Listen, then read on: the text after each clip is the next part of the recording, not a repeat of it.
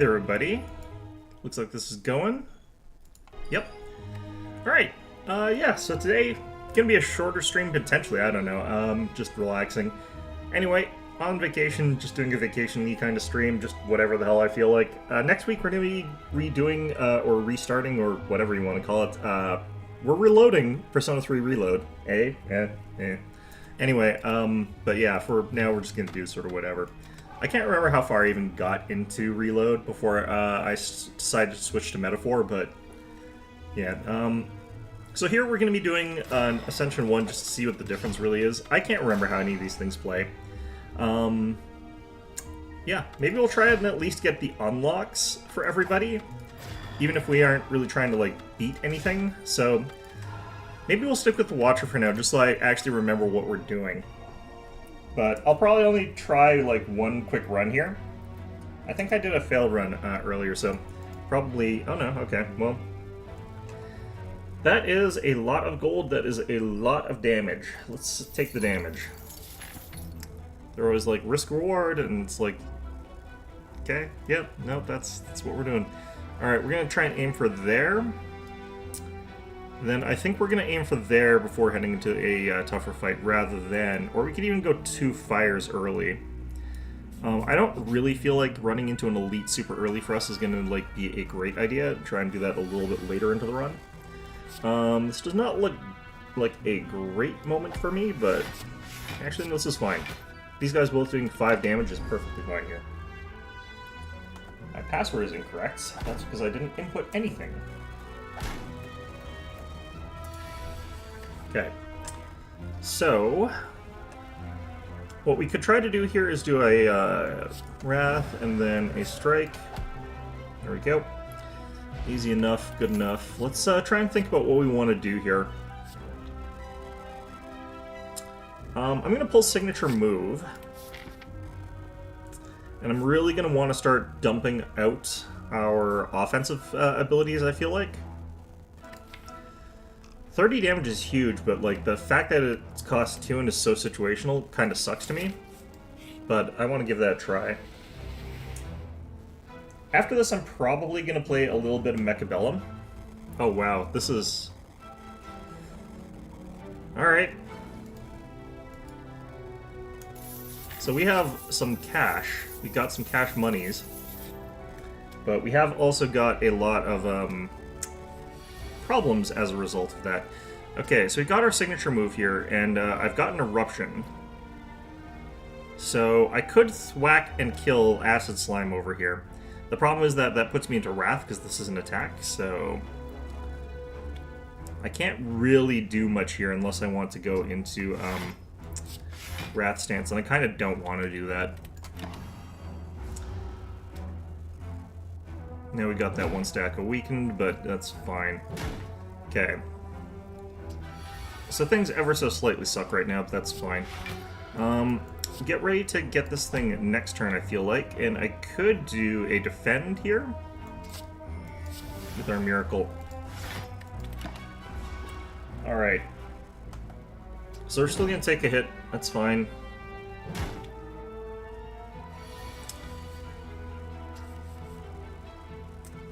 Okay, so clearly, the game does not want me to actually use Signature Move here. I might be best off just getting rid of the Slimed here. Because it's not like we're going to get any progress on killing this guy, so we're just going to take the hit for 7 damage. We're at very low health already. This might be a fast run into Mechabellum.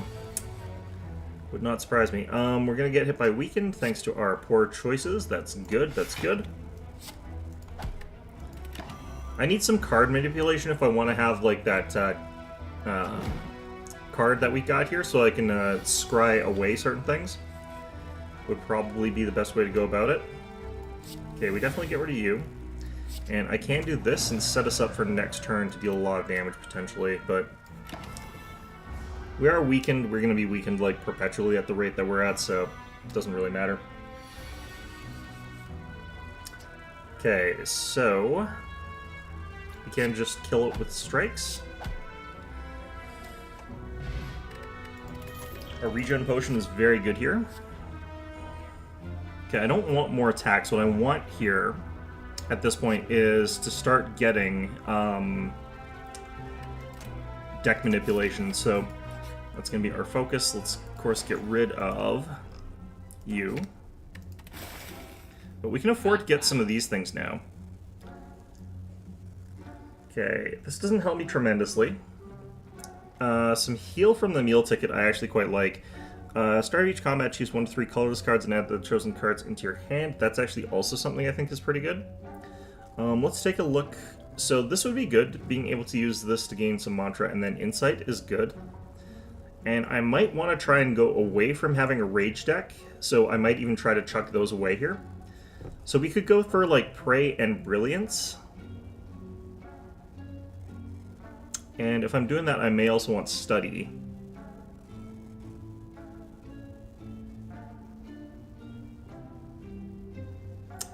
I think we avoid going for that one. I'm going to go for this, and I'm going to go for Study. And then I'll take Toolbox. You'll ticket as well. Okay, can afford all that. Alright, so that cost me a lot of money, but that's fine. I do think we're going to go double fires here. Just make it a little bit sort of easier for us.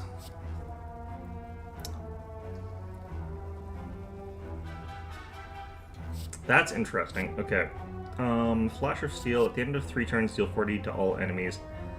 I don't think we're going to take 3 turns here. I'm going to do the Enlightenment.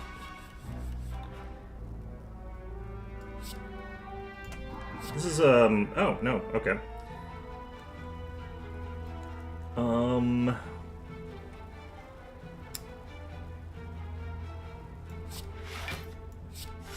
So, I wish that was a retain card or something like that, but I'll go there. I should probably potentially use this regen potion.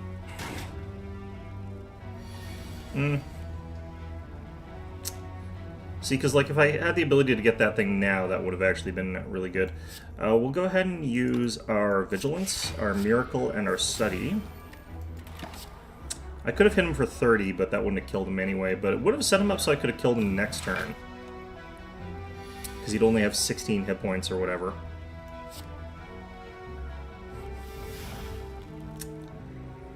Okay, we can kill him here, right?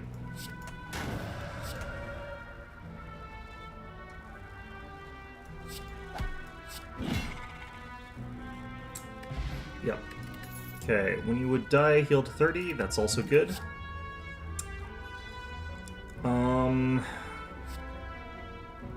I always really like that one. Going double fires here. I feel like the double, like, extra elites thing that they've got going on here is actually one of those cases where it's a bit weird, because it's actually beneficial for there to be more of those, rather than a negative.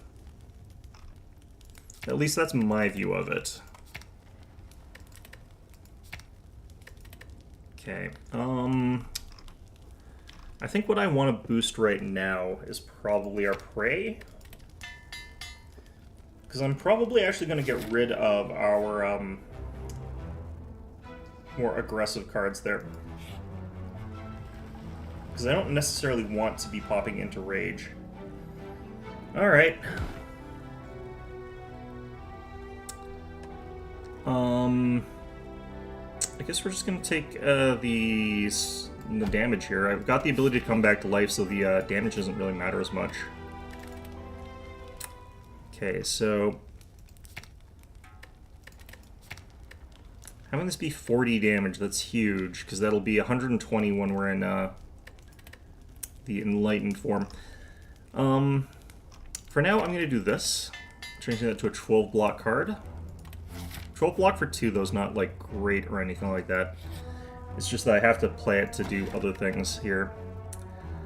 Okay, so 45 bucks and then 7 max hit points, or do I take the Sapphire Key? Honestly, I always underappreciate hit points and don't respect them the way that I should, so I'm going to take the piece now. Dreamcatcher. Add a card on those, okay. And here, we might go for the fires up here, but for now, let's go ahead and take one of these guys. Ugh, these guys, okay. Rough. Every time you play 5 cards in a single turn, deal 10 damage, or just deal 7 damage as a freebie. Okay, so this being all enemies on 5 cards is a bit rough. Like, actually getting to 5 cards is not going to be something I can consistently do. But it is a free power. And I do have the ability to get my card draw stuff working for me, so we'll play this first. And I can actually get... Hey there, Morbits. How's it going? Okay, so I can do the strike, I can do this, and then I can do a signature move. Which I actually feel like this is... Hey there, Kryptonite. What the hell is this thing? It's got this, like, little crown at a #1, so both of you guys are tied for #1, which, good for you guys. I don't know what that means or what that's about, but, congratulations, both of you. I'm gonna go ahead and drink this potion so I don't die here. You got right to the very top? I'm surprised you're not done. I'm gonna be starting that next week, so we'll see how that goes. May very well catch up to you if things go really well. By that, I mean I'm absolutely not going to. That would be absolutely ridiculous. Okay, so this is gonna suck. Let's go ahead and do that. Then this. I can get my vigilance down. It does mean I'm missing study, and like we're gonna lose Diva form, but I don't need that for here. Just gotta wait for Judgment Day, so you're just waiting for the time to go. That makes sense. Okay, I'm gonna do this. Kryptonite's fallen down to #2 somehow. I don't get this system or what the hell's going on with ranking you guys. Don't treat this as a competition. I don't want you guys competing against each other over whatever the hell's going on down there. Okay. Well, this sort of sucks. Okay. I'm gonna do this. This will at least get me a little bit of defense. I've seen it on other channels before yesterday, but I'm not sure what the difference was. I have no idea what's going on with them either yet. Makes no sense to me. Oh wow, this hand sucks. Okay. I guess we're doing this. I wish I could play signature moves here, but... I guess it's just some sort of new feature, but I have no idea what the hell the feature is meant to do, or why it's there, or if I should care about it. And the answer is I probably am not going to care. Oh wow. Okay. Problem is, I'm probably just not going to care about it. So... We'll both be tied at #1 now because 75 experience is the cap until 1 hour of stream.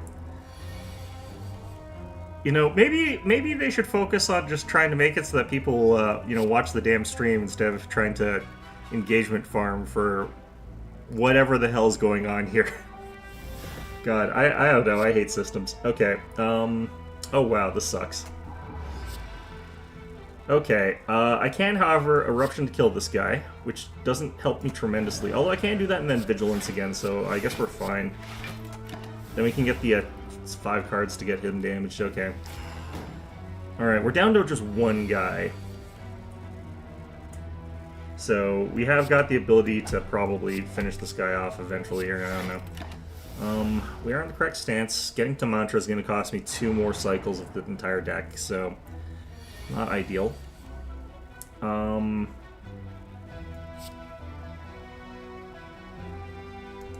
I have no ability to defend myself. I'm going to be at 1 hit point. I don't mind you guys yapping, but I want you guys to be yapping for the reason that you feel motivated to yap because you've got something to say and not because you're trying to engage with the gamified system that's trying to trick you into engagement. Wow, this hand sucks. Wow, this hand sucks. Alright, well... Yeah, I understand that looking at it, this is a way to try and force people to, like, be more engaged with the system, but I kind of don't like artificially inflating engagement. Because I'm bad at being a YouTuber. At the start of your turn, game 1 Mantra, holy crap. Dex Potion, add a card... You know, I am worried that I'm just going to get wrecked here on account of I am definitely about to get wrecked here, but on the other hand of things, I am capable of surviving getting hit thanks to the fairy in the bottle, but holy crap, that was a bad fight. Okay, put a skill from your draw into your hand and exhaust. Transmutation, add X random colors cards to your hand that cause 0 this turn. Draw 2 cards, put a card from the top, blah, blah, blah. What if we got experience for, like, the only way you could get experience for leaving a meaningful comment is if either I had to go through manually to go through all of your guys' comments and rate them on their meaningfulness, which would be hell for the bigger streamers. It'd be fine for me. But the way they would actually do it is they would get an AI to do it, and that would probably just cause even more random gamification in a way that would still be actually really, really negative. I'm gonna do this, even though I think it's a bad idea. Since when have I ever done good ideas? Oh, I'm about to get killed here, but fortunately, like I said, I don't have to actually care about that necessarily. Yeah, what I may want to do is just try to pull for a miracle draw using the transmutation. Reward me Ucoin? Yeah, exactly. You know, I don't think that would be, like, the best system, honestly. I think that would have a lot of negatives. I could drink this dexterity potion. That would change these to 7s. That would get me up to 14, which is still not enough. But I could do that miracle transmutation and then hope for the best. I guess we're doing that. I don't know. If I don't get what I need using this stupid method, which is bad, I could potentially still... Why would I do that? No, I do know why I would do that, but that does not help me. Okay, fantastic. Alright, well, we get wrecked here, but I come back to life with 30% hit points, thanks to the fairy bottle, which has Navi in it or whatever. It's fine. We're fine. Okay. Now I just have to hope for the best. Wow, this is awful. Okay.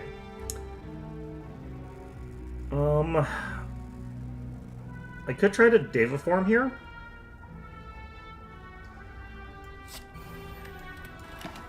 We're kind of screwed anyway, so we're just going to have to hope for the best here.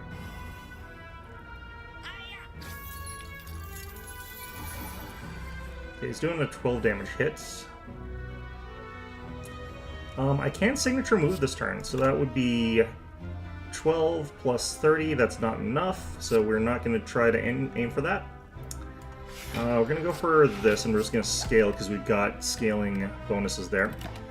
He's going to run away soon, so I do have to kill him quickly. Because otherwise he's getting away with all my money. I am at the point where I could go for the Mantra boost. 8 damage from him. So I could reduce that to 1 damage. The only problem is I don't really have any attacks here, so we're kind of actually in trouble.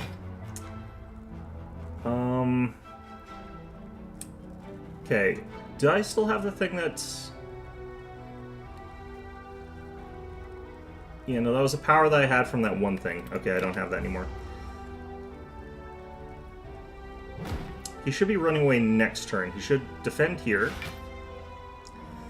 And now I have to deal 27 damage in 1 turn, which, not bloody likely, all things considered.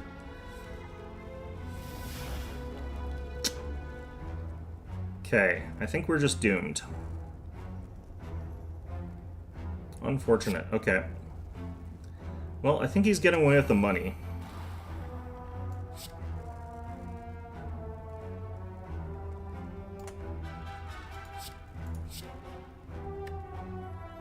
Kind of want to do that, just so that's not there anymore. So he gets away, which does suck because I lose all that money now. Yep. Oh well, I tried. Let's see. Still my Ucoins from you? You know, it happens. This guy at least can't really do much, and honestly, I've had so much money this run that him stealing, like, what, 40 bucks is not really a big deal. Because I kind of was given, like, 900 extra, so it's kind of fine. Okay, I guess we're just gonna kill this guy. Yeah, I really need to get some card manipulation. I need some scry, that's what I kind of need here. I haven't tried a mark build yet, and I don't know if I'm going to. It would be very smart of me to rest here. That would be intelligent and the right thing to do under pretty much all circumstances here. But We'll go ahead and do a boost to signature move, I think. There we go. The thing that I have not been able to properly play, because I have not been able to get rid of my cards. Let's see here. Well, obviously Mayhem. Yeah, obviously Mayhem.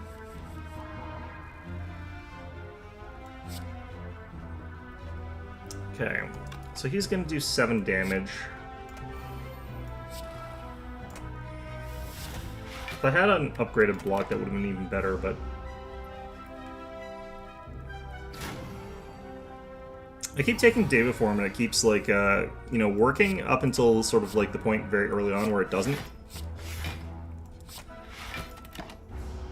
It's, like, such high risk. The reward is really good, but, like, the risk is super high in a game where, like, doing a high-risk play can sometimes be incredibly bad. Let's see, we're up to 7 before we have to actually go out and, you know, do something. Guess we're just taking 7 damage right now, bring us down to 2. Not being able to get, like, the right cards at the right time really sucks in this game. Alright, there's our Vigilance, finally. That took a while. Alright, so we could pray. That would get us that. And then we could start hitting this guy, but I don't have any cards to hit him with. So let's see what we get. Make it... See, okay, well that's... Yeah, no, that's... It's not worth praying this turn. Now I get my defenses. Thanks, game.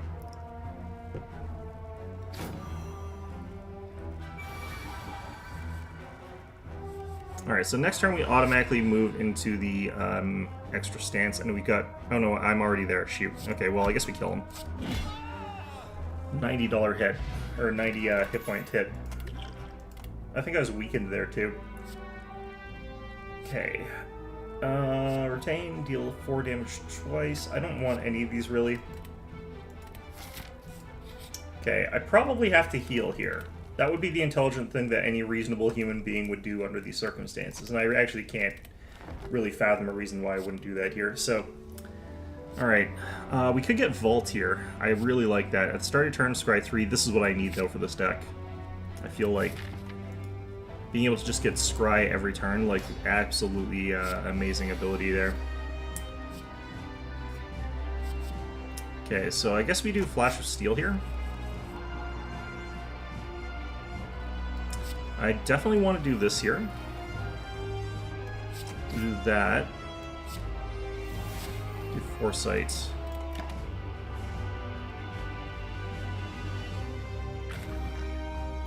Yeah, this is going to be rough. Okay.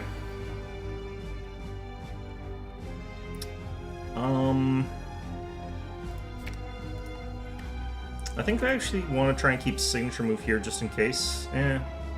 So I could play it here, but I kind of actually would prefer playing Study. Even though hitting this guy would actually help me quite a bit. I could have actually played the Energy Potion and then slammed him, but... Okay, he's gonna do it for the 35 damage crush right now. Yeah, that's how that goes.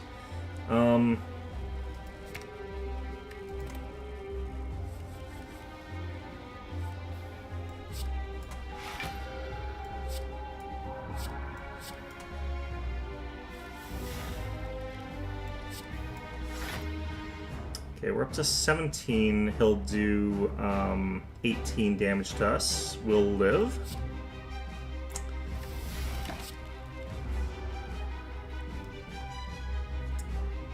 With all the insights that we've got, we can kind of go through our deck a little bit, but...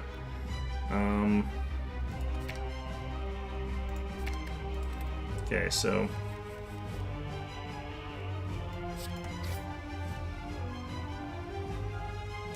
Okay, he's doing something there.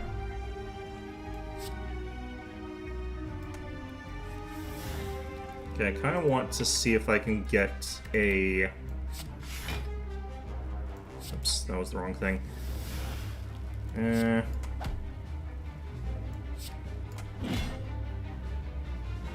That's a bad time to have interrupted him. I kind of wish I hadn't done that.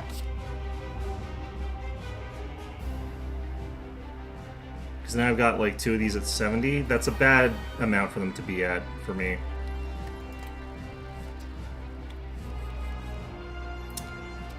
Okay. I could get this guy to split again this turn, potentially, maybe.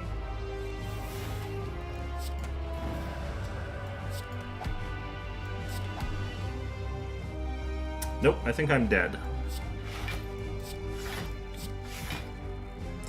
But that's fine.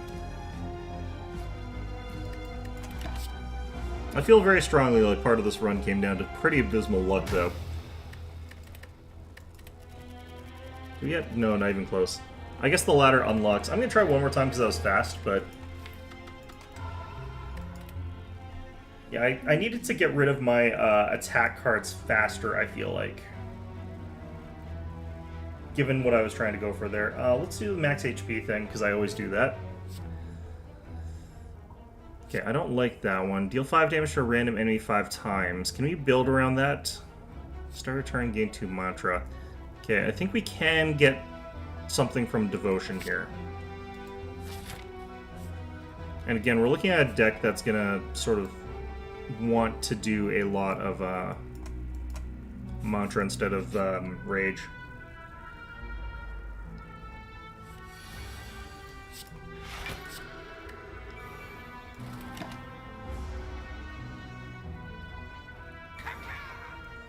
So I feel like when you're going this route, you go for like a lot of block, and then you just sort of like use your sort of block to wait till you've got mantra. But then you also have to make sure that you've got the... So if you're doing this, maybe you need retain. Maybe I have to go retain again if I'm doing mantra. Well, that kind of sucks. I've already done a mantra run. Nope. So we're probably not going to try and do any eruption this build.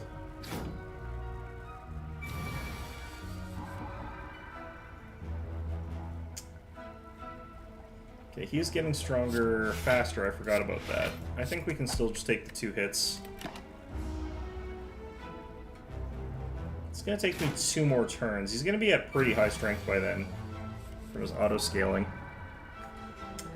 Maybe we just try to go for the kill. This will be 9 plus 12 plus 12. We'll be a tiny bit short from that.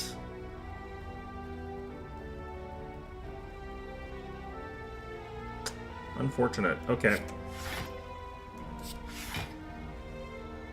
Guess we'll take 2 more damage here. I kind of feel like going Miracle into a Strike, just that he's low enough damage that I could do that combo later.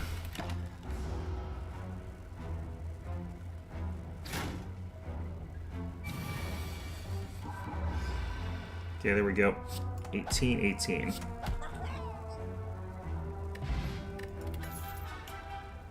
Okay, enter Calm or Wrath. Do I just get to pick?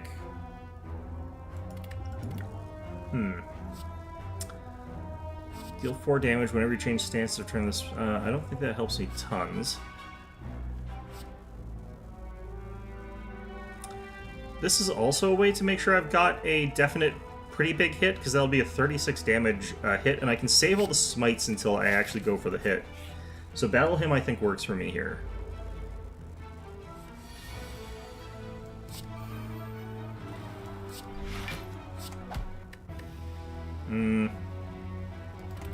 Okay. The thing that puts you into Calm stance needs to have an upgrade that puts it on Innate.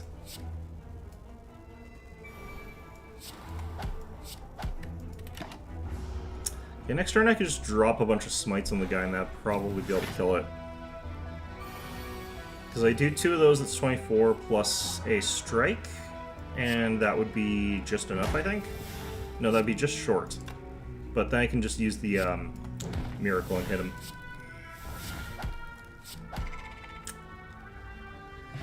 Okay. I could do Wallop. I'm gonna take that. If costing 2 costs too much, though, I don't know. Okay, I've got something to upgrade. What's this do? 3 per turn? So change it from 5 to 4 turns. And then have some change. I can have Innate on Battle Hymn. Confuse Satan. I thought that was a special. No, maybe not. I can't remember. Okay. So you're making some progress. Need to find them or buy them? Ah. Okay. I think what I'm gonna go for here is the upgrade on... I need upgrades on blocks. I'm gonna upgrade Wallop. I also need to get, like, those things that boost up my, some other things here. Okay. 12 damage there, and then that gives me 12 blocks, so I can also just kill them. I guess I've got, like, a stance potion. That technically lets me kind of do something here. Defend, strike.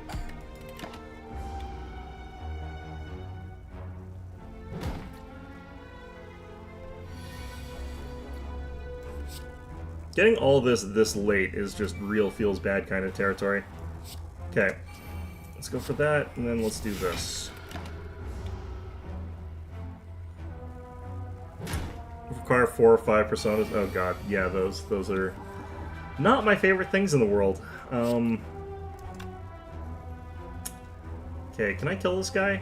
9 plus 24? Yeah, that'll kill him.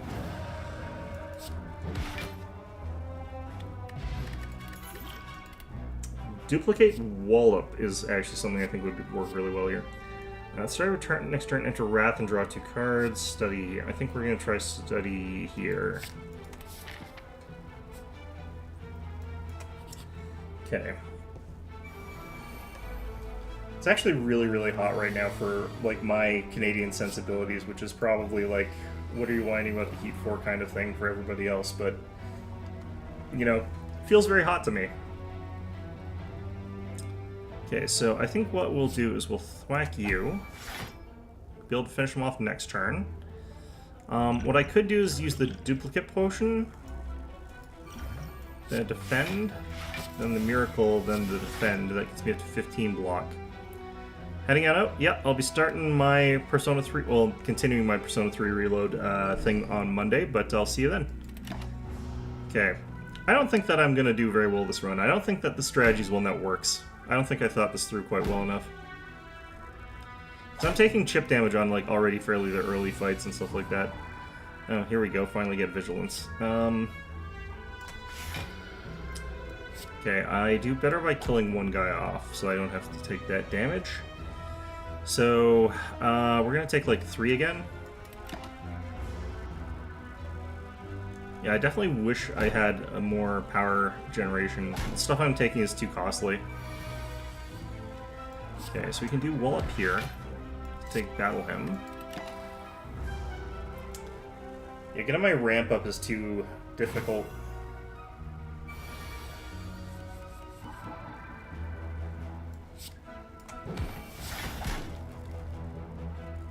Oh, right. Doesn't really matter. Let's just do that.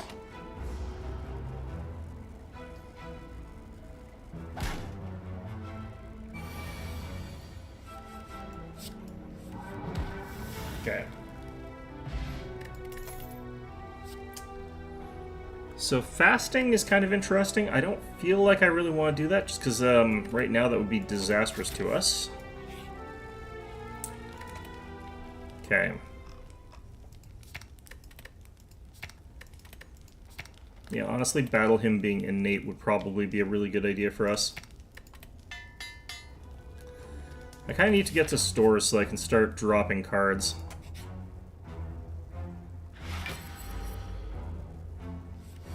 Alright, so we pop Battle Hymn, we pop Devotion, we bonk you and it does not enough damage, so you stay asleep. Okay, he can stay asleep again so I don't have to actually hit him this turn. That's perfect. I kind of want to do both of these here, so I'm going to hit both of those.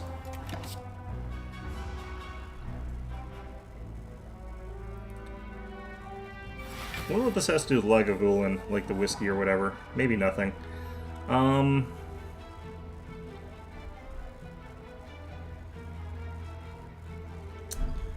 Okay, we could do Eruption and then just go nuts on him this turn a little bit, but I don't feel like that's what I want to do here. Does he automatically wake up this turn or next turn? I feel like he wakes up at a later turn. Let's go nuts. I'll be able to go back to sleep in a little bit here, so I can spend that down here.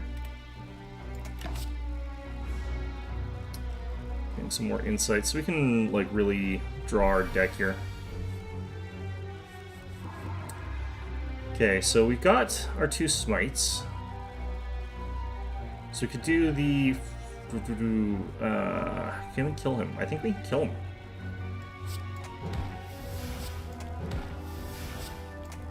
Just barely. Gremlin Horn. I thought you had to get this from Gremlins. Okay. Whenever you scry game block, we could get another Battle Hymn, or we could get Windmill Strike. I'm kind of thinking that Nirvana could be okay, but we've already got lots of powers, and I've got a lot of retain cards, so I don't need Windmill Strike. I don't feel like. Okay. I feel like we want this to start scaling a bit faster, so we're going to take this.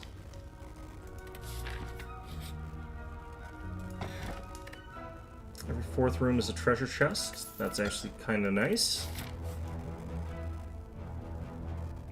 Okay, I think we work up our way this way towards the shop, because I do want to get a shop. Got 234 here. Gremlin Knob.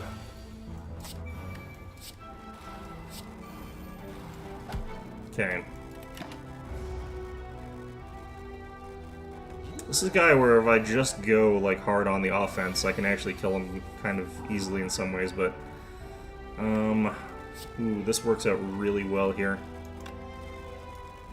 Do I want to use like Eruption, Miracle, then Wallop? That would give him bonus strength and he'd do double damage. That would actually be kind of bad, but I'd be doing double damage on the Wallop, so...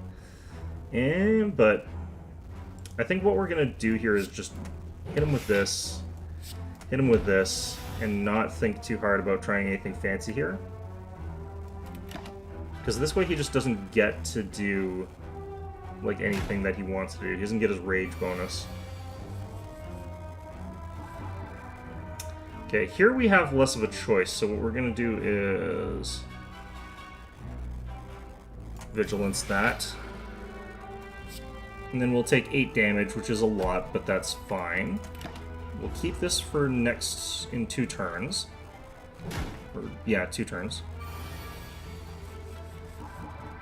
We got our Wallop again, so we can keep doing this. Blocks all that, and we can just keep whacking him. Next turn we'll have our triple damage and we'll kill him with smites.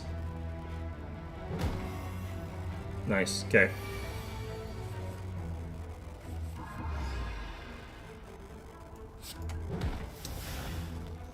I'm not patient enough for this kind of thing.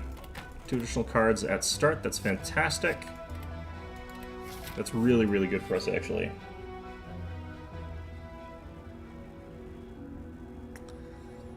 Okay, I don't really feel like taking a curse right now because I'm already having a bit of a hard time with not having gotten rid of any of my cards, so we're just going to take the 100. That's like a good amount anyway.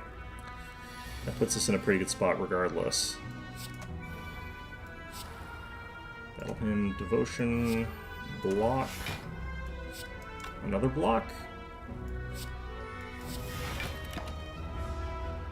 and pop 2 blocks there. Okay, reduced attack, that's fine. That does impact this, but it's still worth doing. So we deal a little bit of damage, but then we also gain our block here.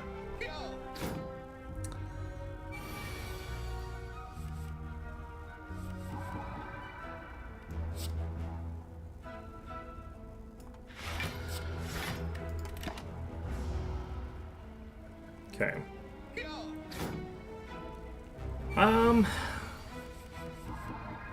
Okay, so we automatically win next turn, but I could try to win this turn.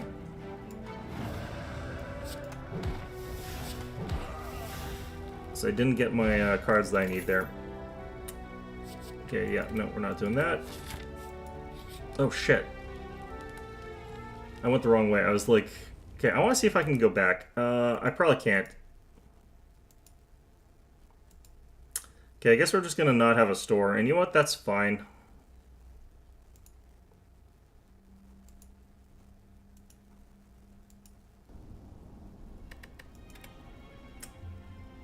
Yeah, no, we're locked in here. Save is at that point. Oh, well, it's fine. This actually also is okay. I'm going to get our block boosted, because, again, I do think that higher block is something that we really need with this. We'll have this thing here, and then we'll have to start getting rid of cards somewhere else, or maybe we'll just die here. These guys always give me a problem. Okay.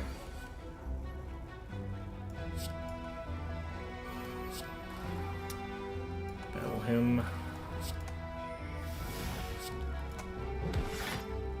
Okay.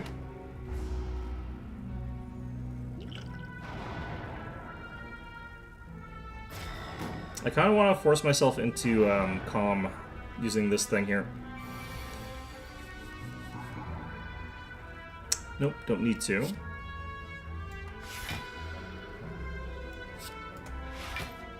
Okay, we're up to 17 and I need 22, so we are short.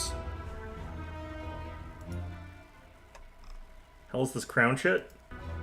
I have no idea. Apparently it's like some sort of way to boost engagement that is new, I guess. So, I don't know. Don't ask me, man. I just work here. Okay. 2 turns and I'll have the big damage.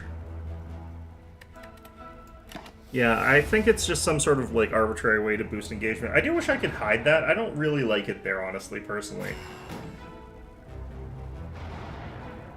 I don't know. I guess if people like it, then it's fine, but, like, I don't really truck with sort of, like, artificial boost engagement nonsense. I don't know. I'm gonna have to sacrifice a smite here just so I don't get wrecked this turn. And that does activate our gremlin horn, I guess, so that means I can keep smacking, but... I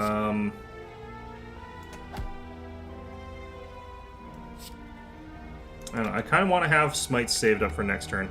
Sentry's my best friends? Yeah, well, it's better than Snake Lady.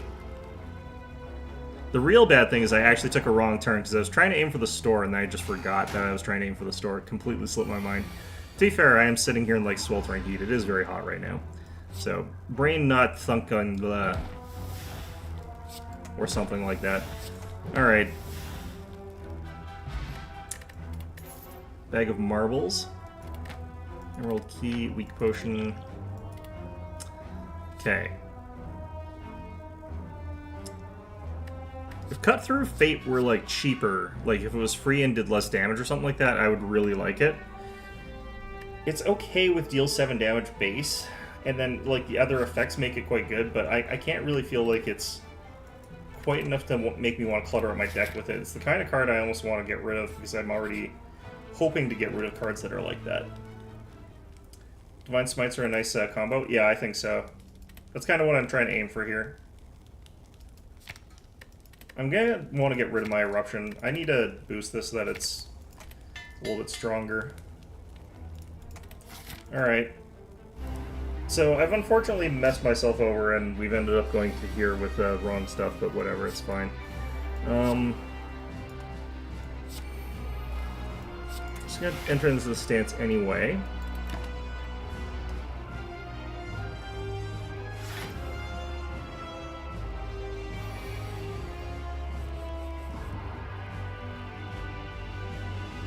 Okay, right. That's unfortunate. Let's... Okay, so it drops down to 24. I can get to 22 here pretty much easily. Or no, I can't. I can get to... Wait, did the damage to his armor not count towards... Oh god, that sucks. Okay, so... Well... Okay, we got 16 damage coming in. Which is a lot. I don't think the combo that I've got running here really works into this guy. I don't think it would work in Slime either, because, like, he would do his thing, like, way too fast. So I would end up in a pretty rough situation, like, too quickly.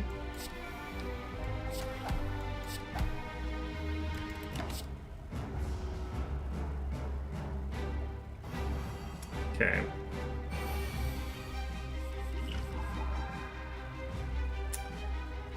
So I just have to deal 15 damage to the guy.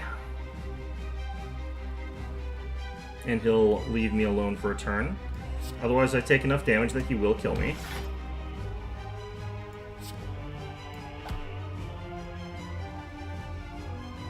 Oh, no, I'm gonna die here. Okay, well. Eek. Okay.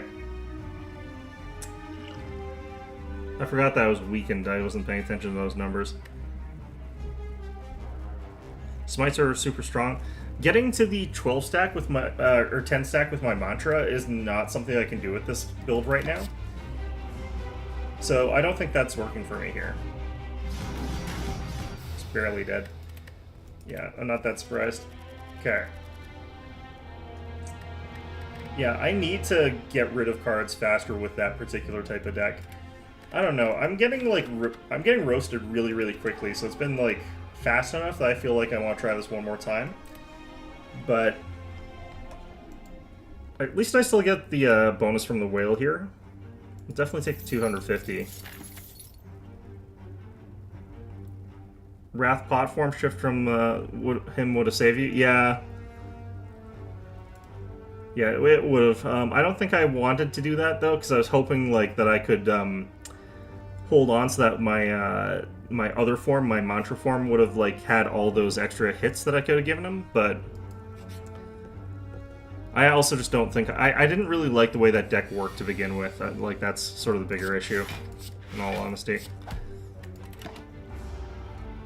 I keep getting chipped down with this build. Like, the sustain on Watcher is really bad. Like, she just does not have the ability to, like, heal herself. Which I don't think she's supposed to, but...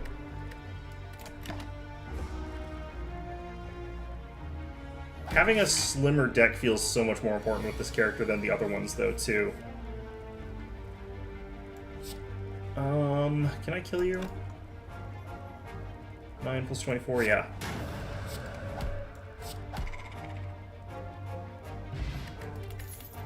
Okay.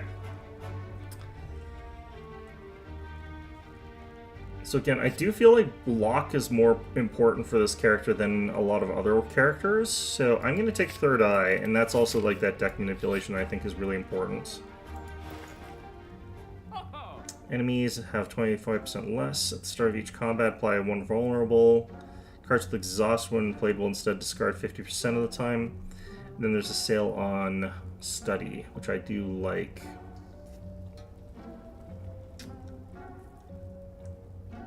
So we could do like a Sands of Time type build here. I'm going to go ahead and remove a Strike for now.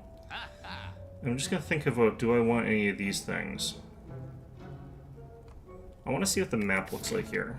Is there another store? This is a very strange looking map. There's no other stores. Okay.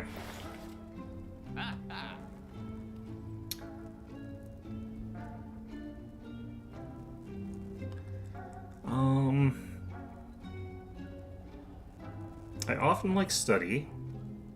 I think that Empty Body's kind of bad.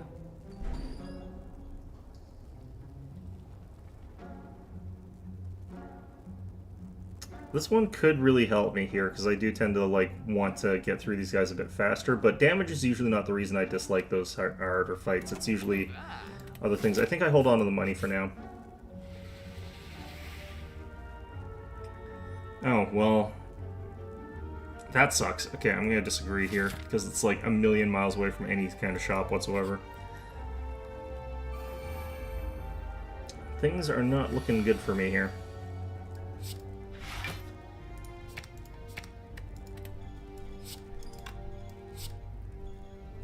Okay, I want you to be a little bit more down than the other guy. Because this one will hit harder next turn.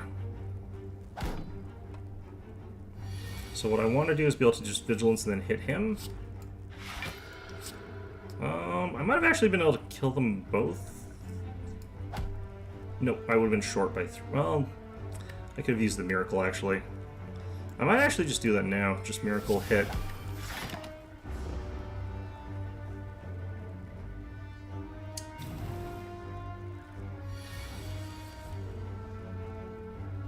Alright. Well, that's a hand. That's an interesting hand to have. Nothing in there, so the... I wish I would do a shuffle so that I could actually make use of Scry there. But... wow, what a hand. God. Who shuffled these things? Okay. I still feel like things like Sash Whip are too expensive for what they're doing.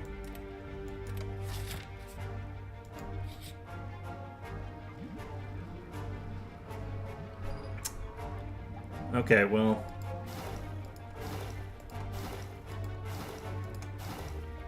alright, what did I get here? Negate next 2 curses. That has a lot of potential. I really wish I could have gotten that earlier.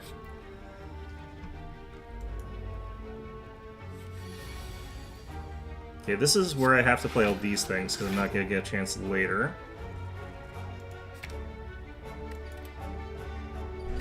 I just have to kind of bonk this guy. I think I'm going to probably lose on this one.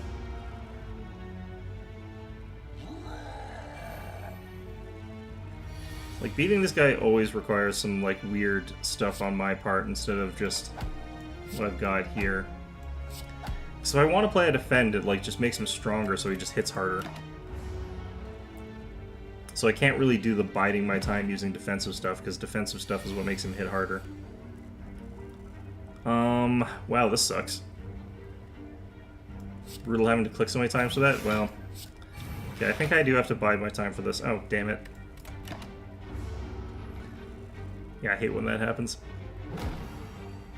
Brutal having to... well, I don't have good luck with those things, you know. Okay, 27 damage. I think I just lose on this guy. I don't think I can actually get through this. Next hand is going to be the Eruption and a single strike, so I'm not going to actually have the means that I need to actually take this guy down then either. Because I'll have the wrong stuff in hand when I get that around there. Which I'm just going to accept failure on this run. I don't really have a great time with this deck under some runs. Like, sometimes you just have really the wrong things with this character, I feel like. Because you're so synergy and, like, combo dependent that when you do have the right combo running, it feels really good, but then if you don't have that, it's just really bad. So I'm just going to accept my fate here and just, you know, make him as big as possible before he thwacks me here. Rough run. I think that this is a character where you're going to have rough runs. Yeah, I don't think that that's really something that's that unusual for this character. I feel like that's kind of the way this character was built, is that if you get a combo running, you'll do really, really well. But if you don't get that combo running, like if you just get bad cards for like the first couple drops there, or you don't get anything that's sort of synergistic to what you're trying to do in your first store or whatever, it's really, really weak. Anyway, I'm going to take a quick break here, because it's like 1,000,000,000,000 degrees right now. It's not actually, it's like 25 degrees. But to me, in my Canadian sensibilities, that is really, really hot for me. But I'm going to switch to Mechabellum. Like I said, I was going to do that. I'm hoping that the meta has changed a little bit for this. So I'm going to pop into that, if I can figure out where I put that in my... where did I put that in this? Is it under RTS? Yes. Even though it's not really real-time strategy, but... just lazy categorization on my part here. So anyway, I'm just going to go real quick here. Let's see if I can get this to run. Most consistent. That feels very wrong to me. It feels like it would be the most consistent once you've gotten your deck. Prior to having your deck, when you're just running with your starting cards, they feel like the least consistent starting cards. Because by themselves, they're all kind of useless. You kind of have to have like your starting cards work in certain orders, and if you don't get them in the order that you're trying to use them, they don't work. How come this isn't running? How come this isn't working here? Okay, while this is loading, I'm just going to go to the bathroom. I'll be right back.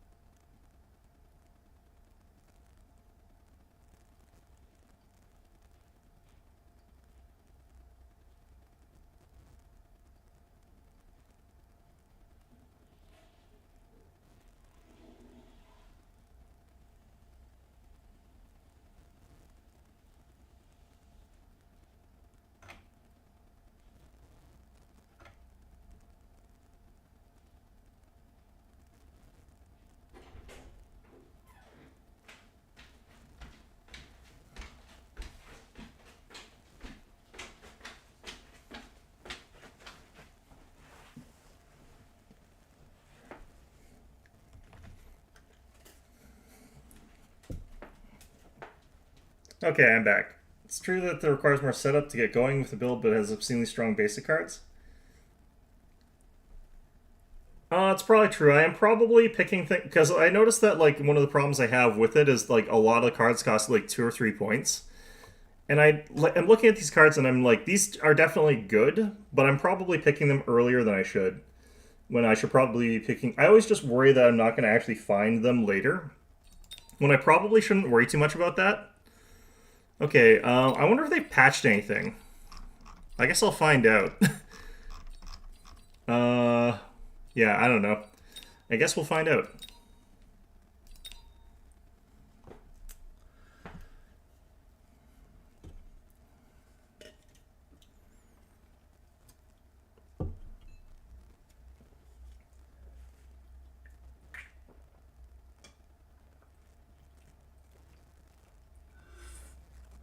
I think the thing for me is like when I'm playing as one of these characters, I'm looking at the cards and I'm thinking it's like, can I make a build that sort of focuses around that?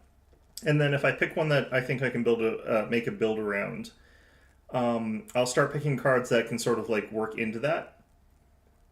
Bit too greedy early on. Look, I'm greedy with all the builds. I'm greedy with all the characters. I'm intrinsically like just I will just dive straight into the deep end head first, hit the concrete. Watcher punishes. Look, if there's anything I've learned is that Watcher is probably for patient people, which I'm not. It's like, yeah, you just need to hold out until you've got enough mantra so that you can actually do your thing. It's like, but what if I want to do something now? All right. Okay, I'm gonna try Aerial Specialist here. What are we up against? A cost control specialist, and they've got tanks and dogs. I think what would probably be good into those is Void Eyes, wouldn't it?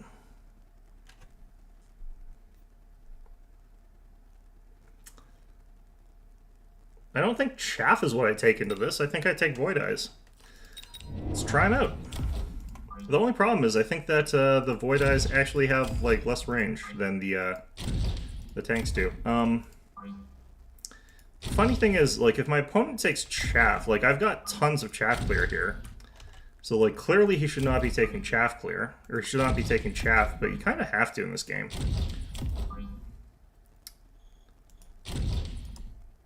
Void Eyes were buffed? Huh. The one question I have is, what is the range on this thing? 100. Okay, it is 5 meters longer range than our tanks. Fantastic. Clearly they'll stay well behind the tanks and stay safe as a result of that. I think that that's clear that they'll do that. Oh, yeah, I know what you mean. These guys are going to need range enhancement to be useful here. Alright, what did he take? He's got, he went for the Marksman, I went for the Void Eyes, but similar sort of thinking from both of us, I think. I forgot how slow these things are. Okay. The Hounds here are going to get wrecked by this guy, like, really badly. I think we should win this.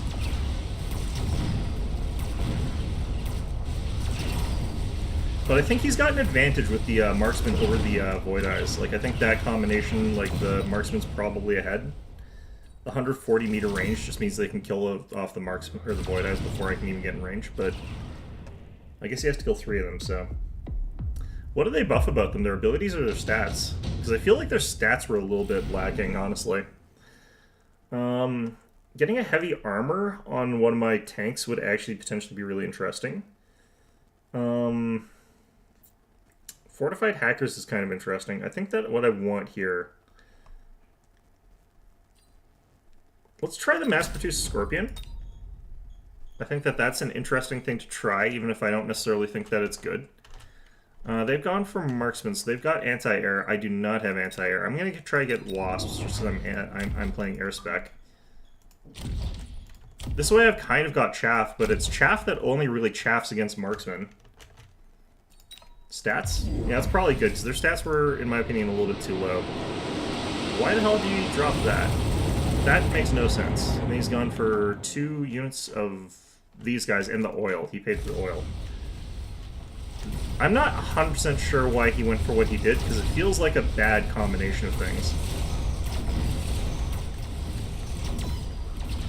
Okay, so we're chaffing against the only thing that's like single target high damage that he's got.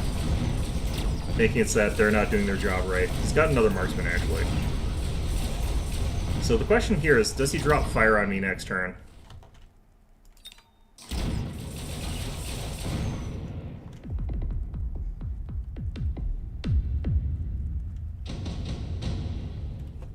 Alright. Well, there is the incendiary bomb now, so I mean, that's certainly an option at this point in time. I'm gonna go ahead and skip. Okay. He's got to take, like, Mustangs this turn, right? Like, I don't know what else he takes given the circumstances. But I'm going to take Hounds, because he's got Chaff on the ground here. And I'm just going to immediately go for Fire Extinguisher. Mostly because I think that's going to be very funny when he takes the thing to counter me. And I just take the thing that counters the thing that counters me. So we're just going to, like, play 5D chess with each other. Sort of, except we're both idiots, probably, but...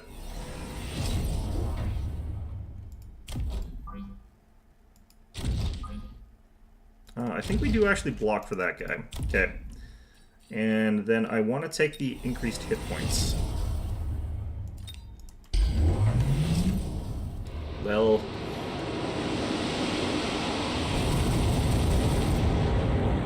That's very funny.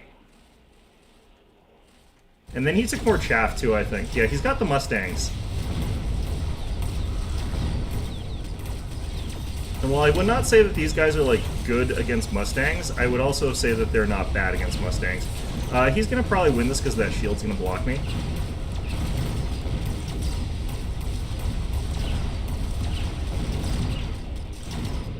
And he bought 2 of them, so he spent all his money on shields, but you know what? That's fine.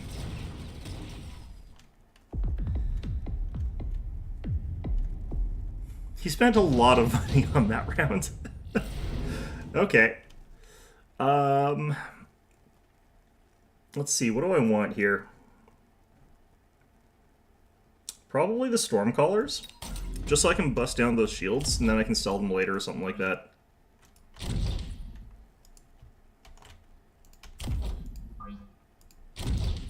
Okay.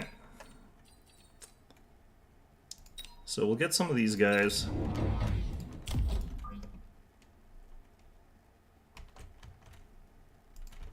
Just kind of want them in the back, coming in late. Get range enhance on these guys, and I wouldn't mind another squad of them, along with the bonus damage.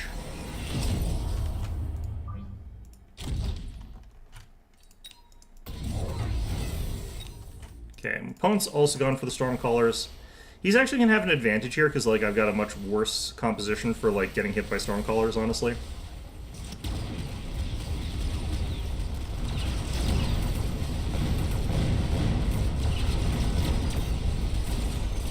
Like, the way I've got my stuff spread around is bad as far as Stormcaller goes.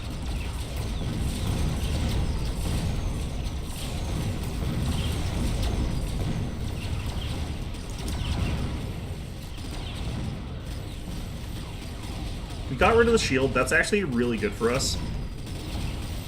Honestly, that's kind of all I care to do here. If I can get rid of that, that's 200 value for him down. And I think that we're in a pretty good spot overall thanks to that. At this point in time, though, I do need to, like, get counter missiles, but I'll take this. What I kind of want to do for that is potentially Sabertooths. But missiles matter a little bit less for me overall than it does for him, so... I think I will go for the Sabertooths with the anti-missile tech. Because he has got stuff like tanks and stuff like that, so...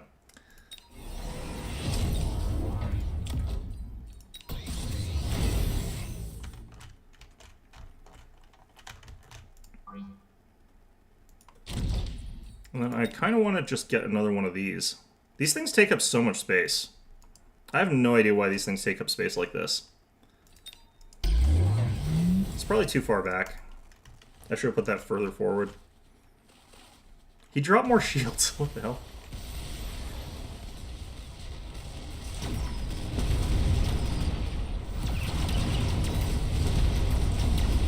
Okay, so this thing's getting absolutely blasted by all these Mustangs here, which is eventually going to kill it, but the amount of fire that we've absorbed thanks to that is actually really good.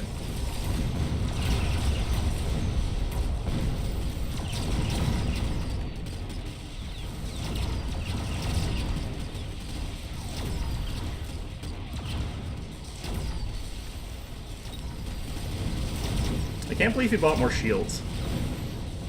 This thing lived. That's actually really good for me. Alright. So, Farseer would potentially be good here. More chaff would actually be a good idea. Alright, we'll do the Farseer just so that we've got something unique unlocked, but what I probably want to do here is actually get some flyers that have got some backbone to them, so something like the Wraith. And then just sort of have that like out front with plating. And then also potentially the other thing, but for now, armor enhancement. Let's get both. I can afford both, so let's get both.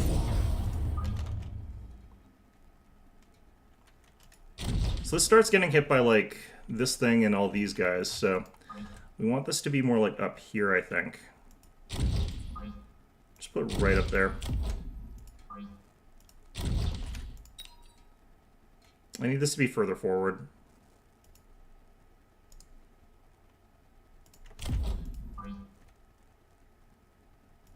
We'll give this the range boost later, but for now this is fine.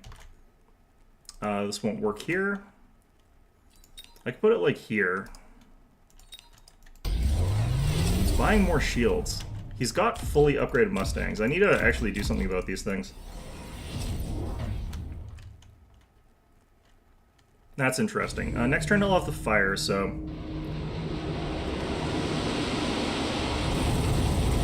Sort of definitely dropping those in anticipation of a little bit later from now.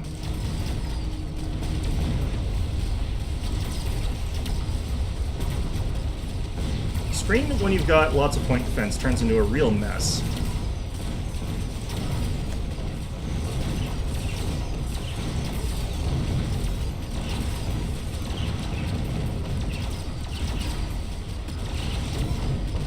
Okay, we took down the shields again.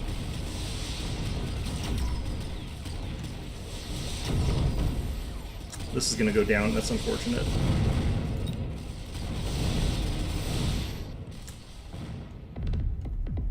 So strong when they're leveled and so weak beforehand. Yeah, that is true.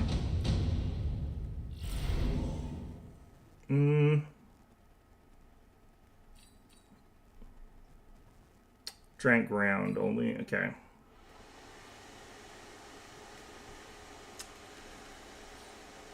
I think what we'll do is we'll take this, because I do want to actually, like, win some rounds here. We'll drop that, like, here. If the game will let me. Jeez. Okay.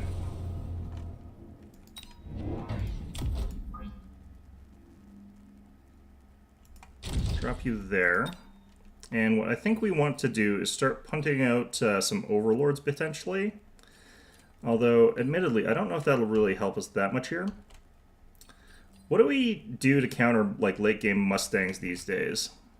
Because I actually feel like they're a little bit over-tuned traditionally, and I think that that might still be the case. Could take field maintenance on these guys, just go really all in on that. Could also get more Wraiths in general. But... can I afford 2 of these guys? I can.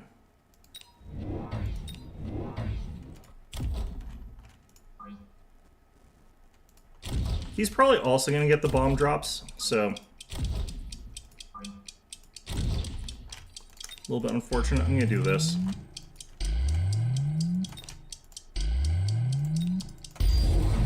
Yeah. I could feel like he was going to go bomb drops on me. Felt very strongly about that. Surprised there was no fire, though. That was surprising.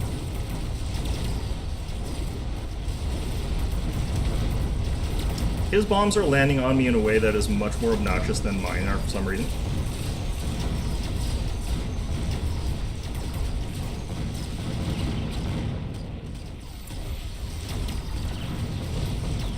Yeah, I feel like the Mustang push is still really strong. I do feel like they've been really dominant for a really long time, and I kind of don't like that. Am I dead here? Not quite. God, I didn't even destroy his whatever it's called. Okay. I guess we'll go with Fangs.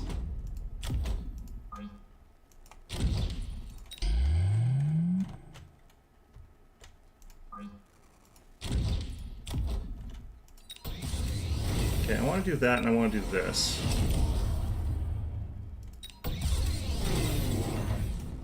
I'm just going to do this.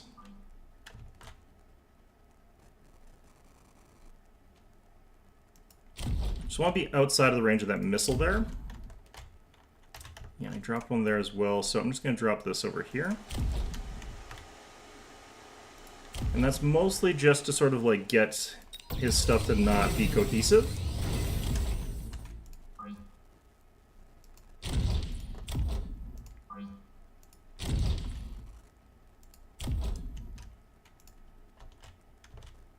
I need more of these guys, but we're sort of throwing it all on the line here, so...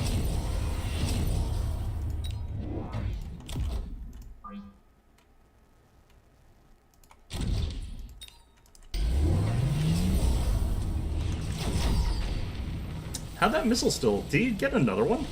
He might have got another one.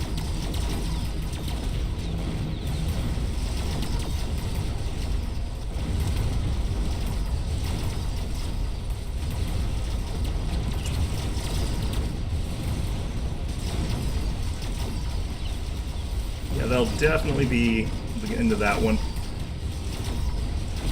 I think we got the same stuff for it. I should have got those Scorpions. I had the mass-produced Scorpions thing available, but I never actually followed up on that. Oh, shit, what the hell? I said GG and that froze the game, but whatever.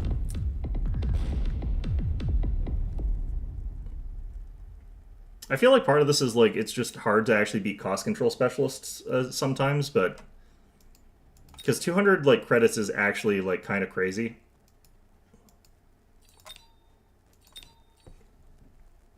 Although I'm not sure that they're overpowered, but... Yeah, I've not played this in long enough, so I don't know what people are building anymore. Good to know that it is still just Mustangs. Man, I feel like long-range Scorpions would have actually been good there, and I didn't just bother doing it.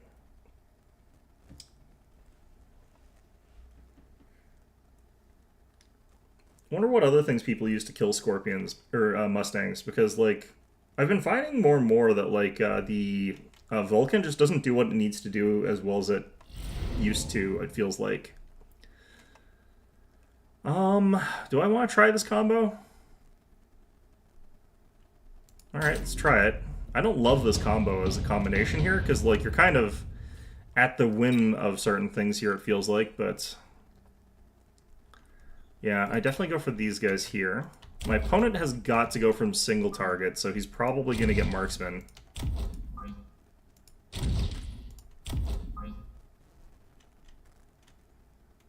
I feel like what we want to do here is go for, like, a couple of these. Then we just have them kind of like this.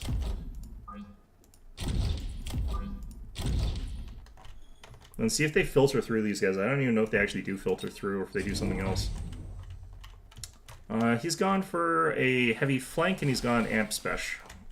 So I've probably got myself deployed very, very wrong here for that, but looks like I am still getting a little bit of a good spot here.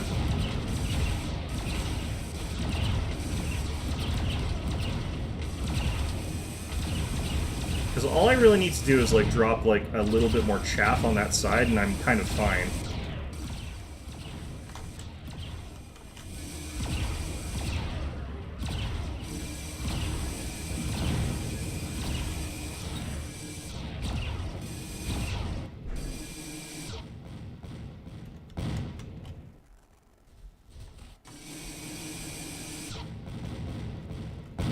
Yeah, I think we should be technically okay here.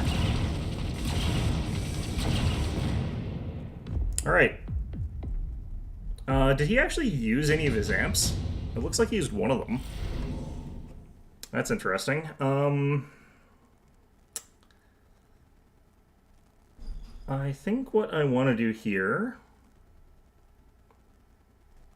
I'm going to drop the advanced missile device. I feel like my opponent's the sort of person who would take the rhinos, so having access to like the hacker pretty soon here would probably be actually really good. But I think that would still put me in a situation where he could actually do some pretty messy things to me. Alright, let's, what do I want to use here?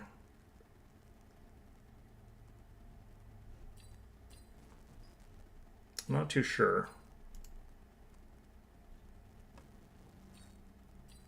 I think we'll take these guys.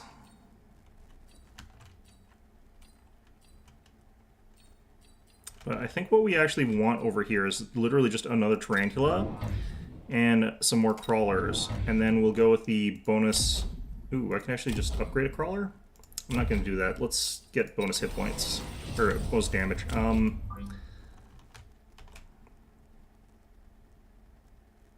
Okay, we'll take that there.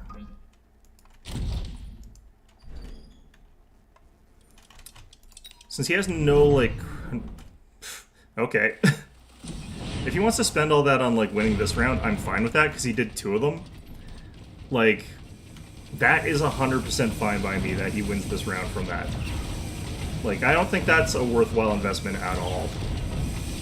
He even went for the extended range Phantom. Like, he even dropped those on the side there. That's his entire drop. I'm not even sure if he's going to win this. Oh, no, he will, because I have no anti-air. But you know what? That's fine. Because he's only going to have, like, these 3 things.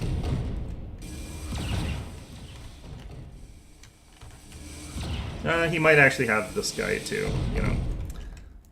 Because apparently he cleared up whatever this... Oh, yeah, because he blew it up with a missile. It's fine. That takes a long time to kill that. I did not think that would take that long. Okay. So... He also upgraded that. Okay.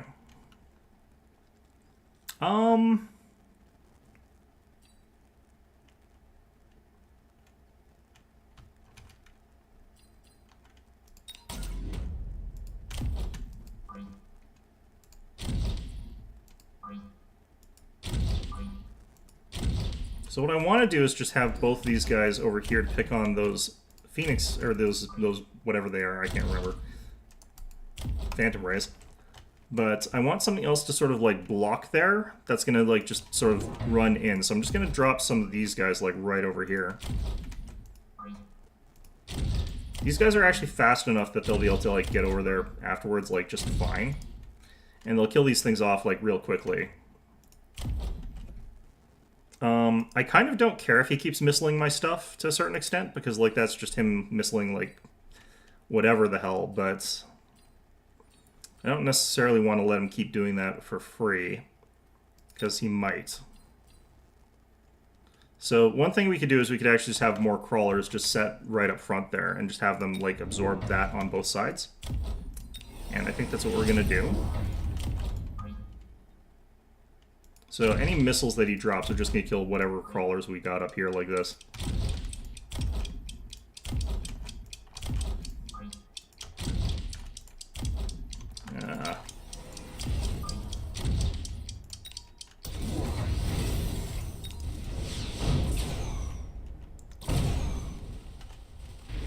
So even if he does stealth on the Phantom Rays, like, they're not going to actually be able to do anything about this.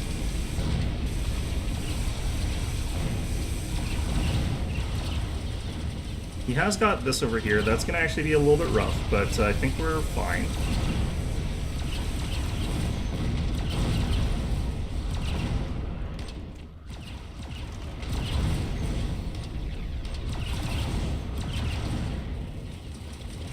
Ooh, those guys go through these little guys fast.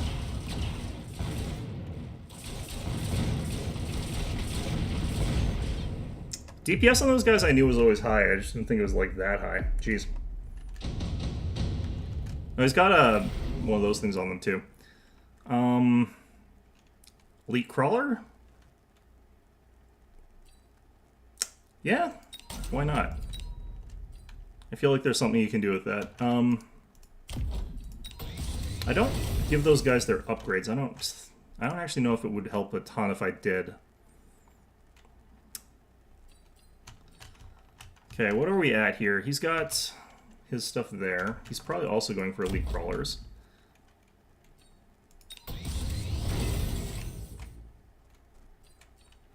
I feel like getting scorpions, because he's got all these guys, so...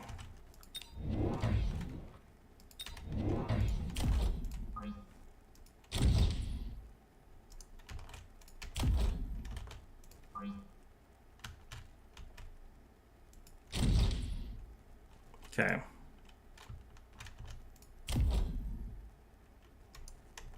I think this is fine. He's gone for some marks. He's gone for a whole bunch of marksmen. I guess because I got those phoenixes here. What he probably needs to do is, like... Yeah, he actually sold them. He could have put, like, a unit of, just any sort of air chaff in front of them, and that would have actually stopped me from doing what I was doing here. But these guys are still going to be dangerous, because they can actually get to a pretty good spot. Like, they're not out of position or anything like that. I need to drop more chaff on the left here.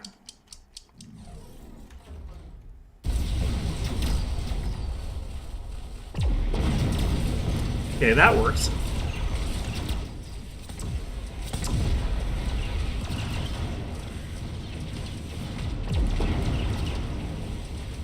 Okay, does he survive this long enough to fire another shot? He does. And he actually gets the kill, too. Alright. That works. He's also got elite crawler access. That's kind of not surprising, but, you know. Okay, we can get a rank 5 Sabretooth here. We can get a pair of free wraiths. And we can get a bunch of Mustangs. I don't think he has anything that can kill Mustangs right now. I'm going to go for the Mustangs, and if I have to use them as anti-Stormcaller, then so be it. I want another one of those, and I want one of these. I'll put these guys back here.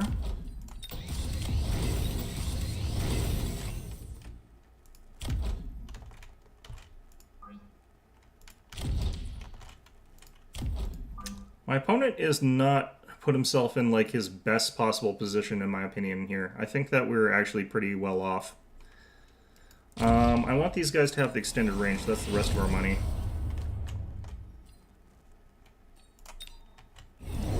He's gone for a couple of units of wasps. And what has he also gone for?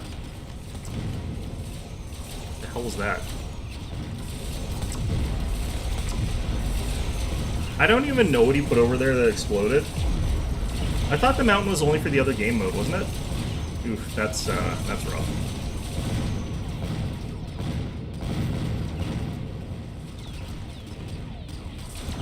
Oh, he has got 3 Stormcallers, okay.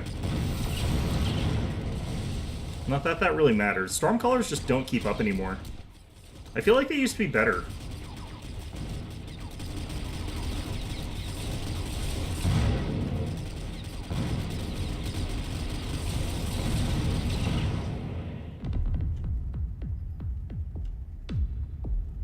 Okay. These guys have got the anti-ground upgrade too. Advanced targeting system, absolutely. I feel like if we just threw more chaff over the side, that would actually make things, like, completely impossible for these guys. Okay, so these guys are all aiming at the crawlers that are over here first, and then not being able to get anything else. So I even, like... I kind of don't care what's going on over here to a certain extent. Let's go with another unit of these guys. Ah, that was what was over here. Those guys got kind of rocked. Okay, I'm not gonna lie. I'm gonna go for another one of these, and we're gonna put them right behind here. And then after that, what I kind of feel like doing is just this. And I still don't need to deploy, like... Ooh, he dropped, did a Rhino drop. Okay, I don't feel like I need to do anything too crazy here other than this, though. Does he go for full fire? He went for... Yeah, he's going for oil and then that. He's gonna win this round. Oh, they are using it as a new Titan unit? Interesting. He sold that unit too. He shouldn't have sold that, because like this lets me run up here, and he doesn't want that.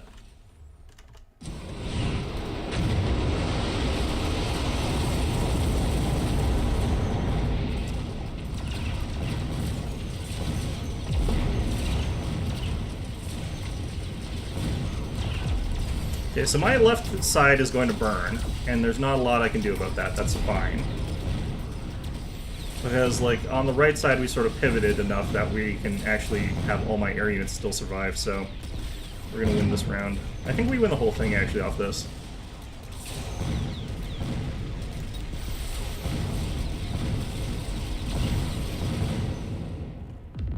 Is that enough?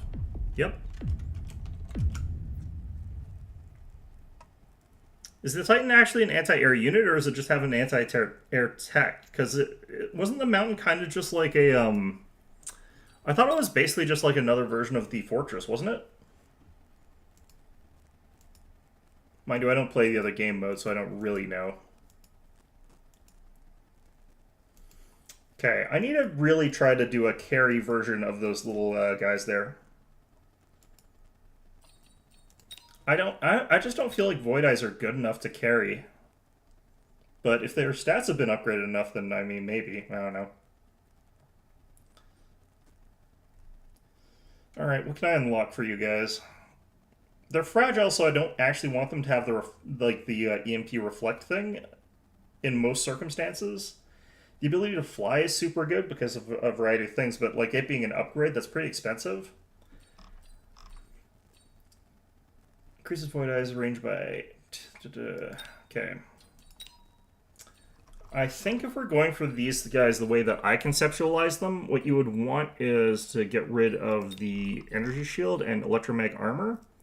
Like, these would be good, but I think we go for, like, Charge Shot, Suppression Shot.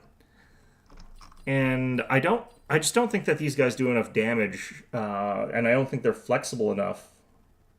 I think it's a tech. Fair enough. So that makes it you feel even more like Fortress, where they've like got an anti-air tech, but they're not really an anti-air unit. But we'll see. I guess we'll see. I kind of want to try playing a marksman round with assault mode, and then like when they try to capitalize on the fact that I've got assault mode marksman, I could play the Void Eyes as like my ranged units. But I don't know if that's smart, and I kind of don't think it is. I still feel fundamental flaws with the Void Eyes abilities here, because, like, it's... If you go for, like, the suppression shots and the enhanced range and stuff like that, you're hitting a unit, but they're supposed to be a high damage unit. It currently can't do any anti-air at all, really. Oh. That's brutal. I feel like it's, since it's a high damage thing, like, you hit a thing and then it dies, and then you don't actually get the benefit of suppression shot. In which case, it's like, okay, well, I guess that's useful if you're hitting a giant, but ideally you just kill the giant is what I would hope for. I feel like that kind of effect works better on a low DPS, like, wide AoE type ability that is not this thing. And I wish that they had sort of, like, used it on that kind of unit instead, but that might be broken, I don't know. Like, if you could get the suppression shot put onto something like the, like, some kind of flamethrower unit, that would actually be really funny, except the problem is they don't have any range, but, you know. I'm not sure what you would actually put it on. Something low damage AoE. Okay, I'm not loving any of these choices, really. I'll go for you. I do kind of like the pivot that they've gone overall towards, like, more situational type things, but, like, having it be, like, all-rounders like the Arclight was kind of bad for the game in previous versions, but... Okay, I don't actually think that I've got a great composition into this, honestly. Let's go ahead and pick, I think, the Crawlers for a chaff. We'll go ahead and do this. The thing that'll be nice next round is I do have the option to go for the point defense cannons.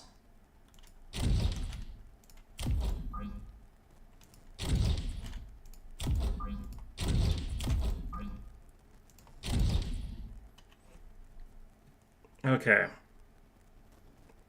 We're up against elite specialists, so I don't have to worry about them dropping very much this turn, at least. 2 marksmen, yep.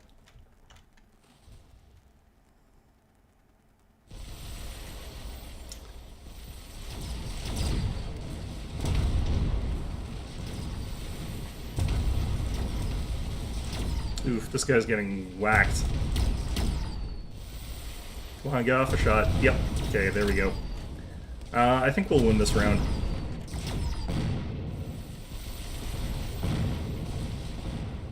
Yeah, we won this round. Okay.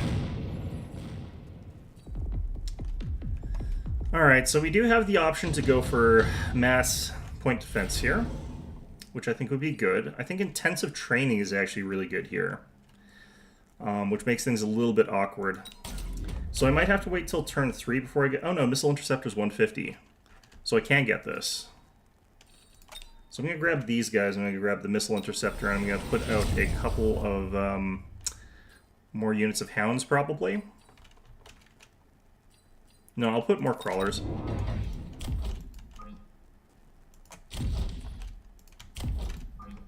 And we also get our free level 3 Marksman, which is lovely. And I'm going to go ahead and upgrade this guy, but I'm not going to promote him yet because I can't afford to, but being able to have that available in a little bit does work out well for me.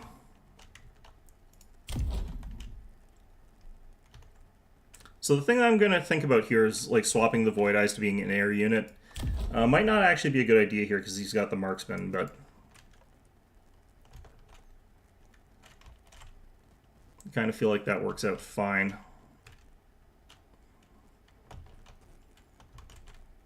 It'd mostly be to like dodge their shots from like these things, the Stormcallers, and that's about it. Also gives me a bit of anti-air options there. He's gone for a pair of Crawler units. I should be pretty ahead this round, I believe. 2 level 2 Crawlers is kind of scary, but like only because I have no good anti-chaff, really.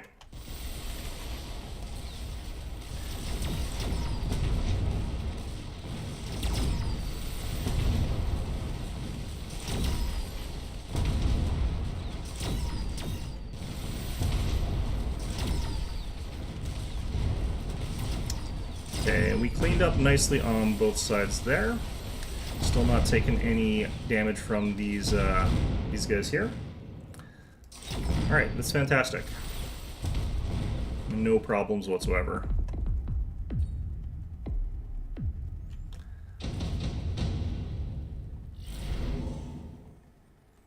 Alright, so...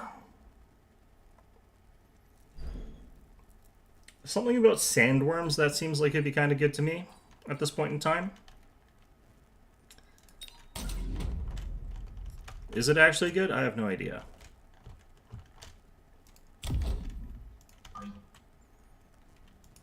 Put that here. Okay. So what I think I'm going to do is I'm going to drop 2 Void Eyes.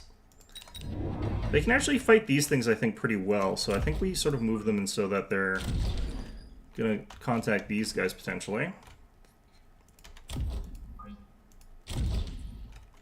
And I'm going to actually just get these 2 upgrades, making it so all our stuff is a little bit better, and I'll promote you. Okay. Recycle. He is getting rid of these Stormcallers, as I spent the tech on doing that, but you know what? It's... I prefer he do that than overcommit those, because I would actually have a hard time like matching those with the Sabertooths. They don't do great into like a ton of point defense or anything like that.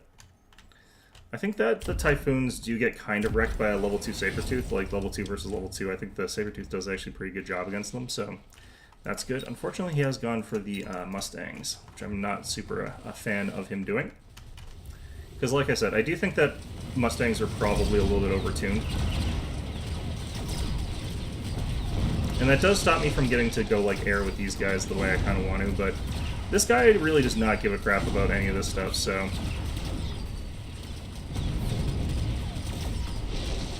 is still pretty healthy after all that. Looks like my opponent is cleaning me up on the right, though.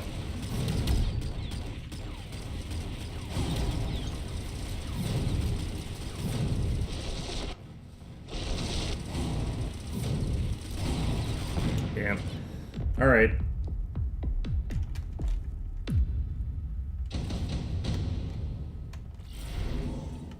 I'm gonna take this.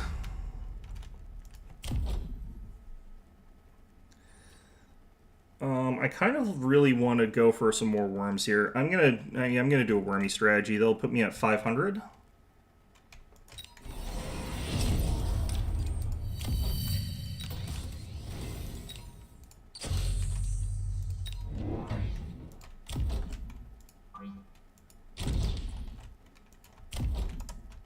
Okay. And again, I think I need to think about what can kill Mustangs, and I really am falling short on good ideas about what kills them right now. I think they're still a little bit overtuned. Probably I have to get Vulcans, but again, I don't think Vulcans actually do very well against them right now. Sledgehammer should, but they have so much trouble with other units that they end up struggling to actually get to the Mustangs, because they have to get through everything else first. It could be Scorpions. Yeah, I don't know. It's got fire dropped on me here. And you know what? That's fine. I'm not really that concerned about losing a round of that.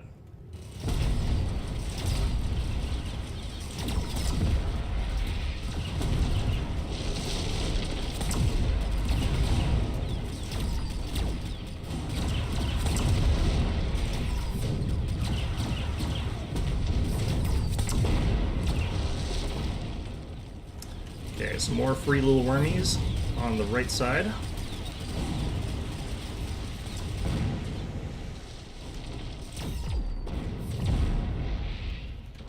Has got the Scorpions on his side. Yeah, so he's gonna keep winning for a little bit here, I think, unless I can figure out what to do here. I'm definitely thinking Scorpions is probably what you take for this. I don't know.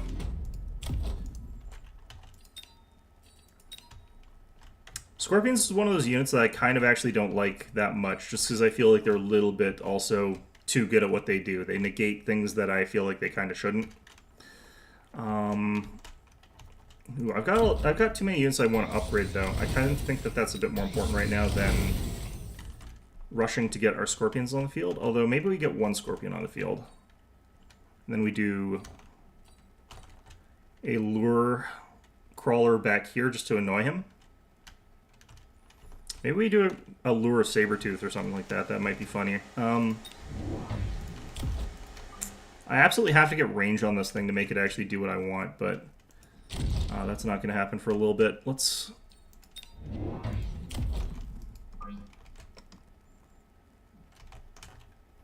Yeah, I think I do a distraction one.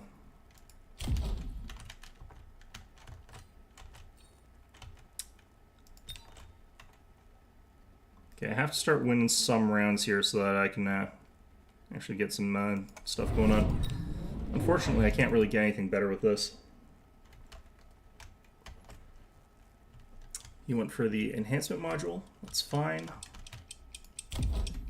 I kind of want to get Sandstorm as well here. Armor enhancement actually may be something I need. Wow, these guys do not take damage from that at all.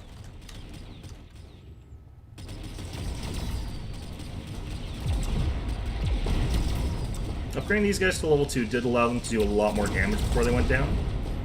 So I do think that was good. Wow, this thing immediately dropped to like half health, or is that the mini worm that... Nope, that was the main one.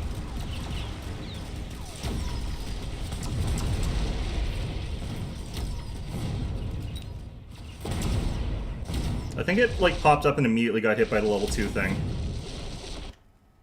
Okay, we got 3 mini worms now, or 2 mini worms. We might win this, actually.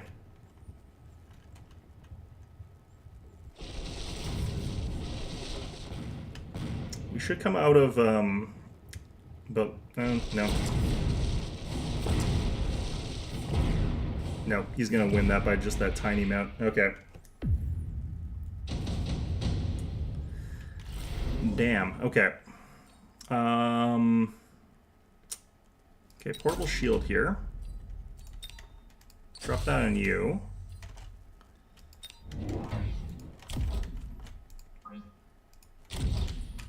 Drop that, drop this.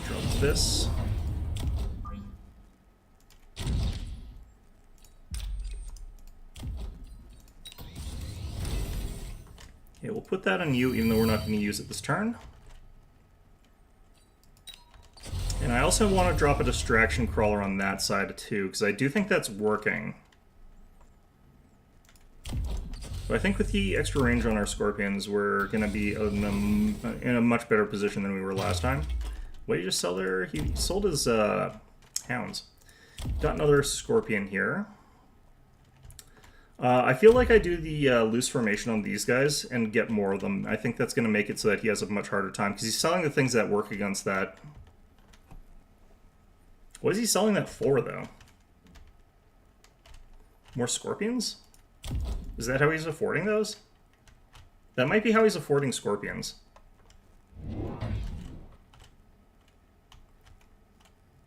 He's getting way more Mustangs. Those are 300 each for him. Got range on them. Yeah, I definitely feel like I just go, like, nuts with Scorpions at this point, because those are the only things that are going to really kill the Mustangs.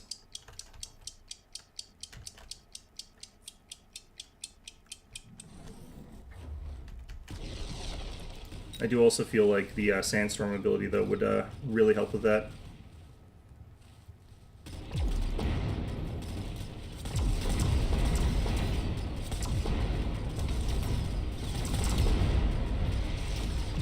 Huh.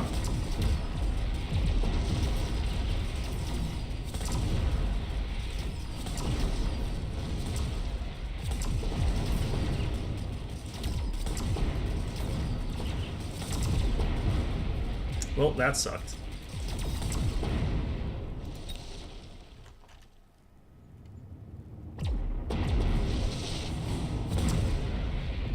Yeah, these things hit way too hard. Okay. Got these guys on offer. I'll take them.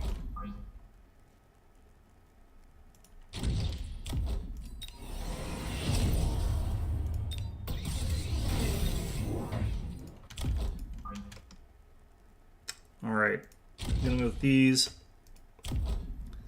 I think we're gonna go for this upgrade first.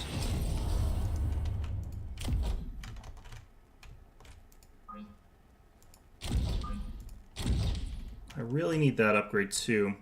I need a lot of upgrades, honestly, and promotions. I need just tons. Let's go ahead and get this. I kind of want to drop that on something that'll get me some cash here. Do I actually need these right now? I don't know. I kind of do. So I don't need these guys as badly as I used to. The reason is that they've kind of done what they needed to, since he's no longer got the artillery. But I think that's still... I think I'm still dead here, but...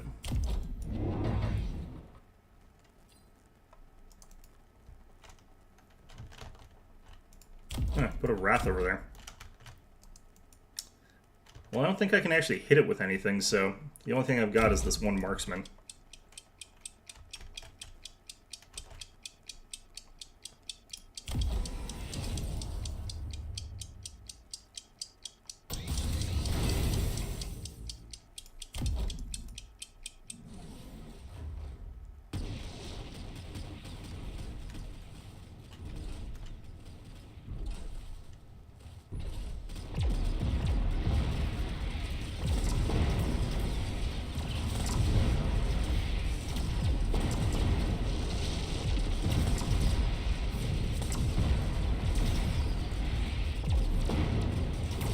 Okay.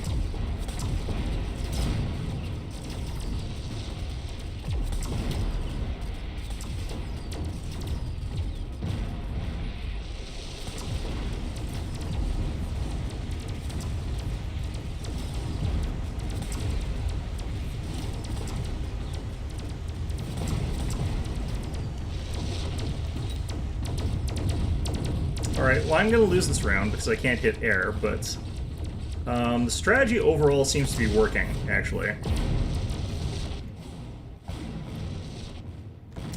If I had taken the anti-air upgrade, which I don't even have access to, this would have gone even better, but if these guys could just pop underground, that would actually be very funny. I think he's gonna live, actually. That's actually really, really funny. Okay. I'm gonna go with this. Okay.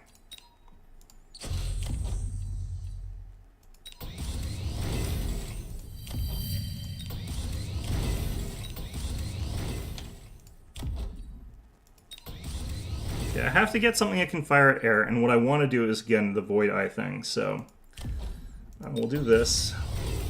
We'll do this. And I wish they had anti-air as a, like, upgrade that you could pick, but that's fine. So you have now got this, like, level 3 Vulcan bullshit going on here, which I think is actually really kind of good. And then these guys are also very high level. This guy could also be, like, I don't know, anti-air or something like that, but I don't really think we can do that easily. What I want to do here is get an extra unit.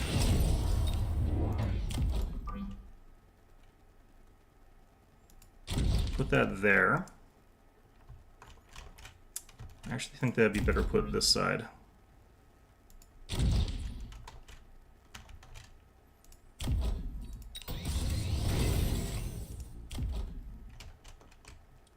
He's got fire this turn.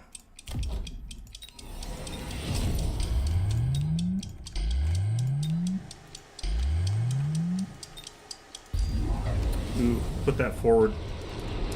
He's also got a scary thing there.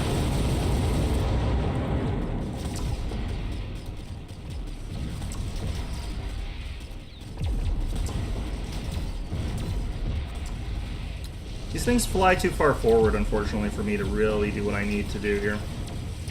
Fortunately, this thing should pop under at some point, and unfortunately not there. Yeah, we're gonna lose this. But, yeah, I mean...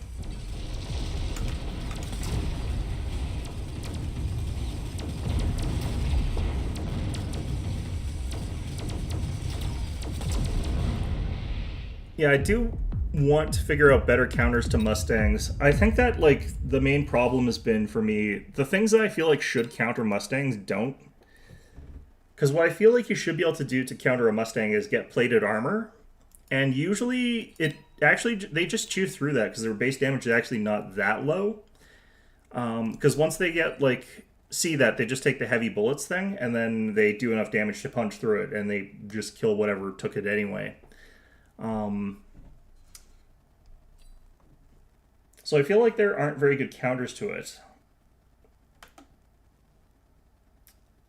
I could probably try and figure that out by just taking a bunch of Mustangs myself, I guess, but the last time I took them I won, so I mean, I don't feel like that's really a lesson learned there at all.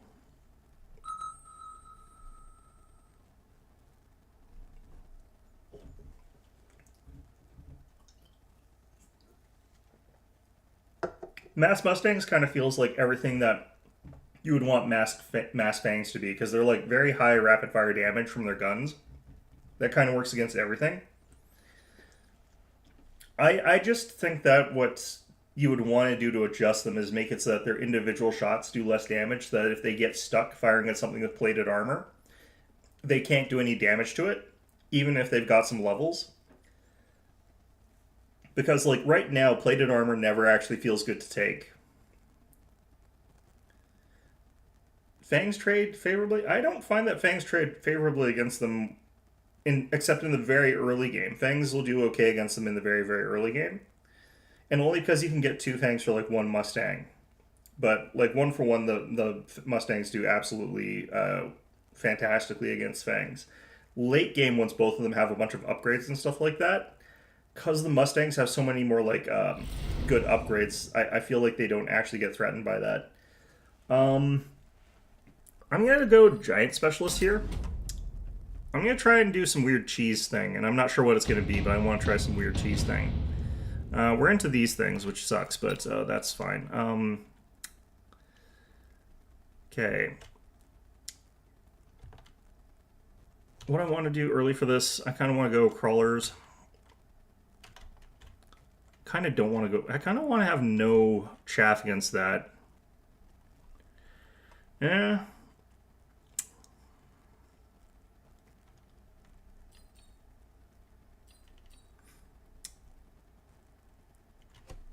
I don't know, I should probably take some chaff. Just keep everything distracted. I don't think that this early composition here is going to work all that well for me. I think this is one of those ones where I'm going to struggle a little bit during the early game, but...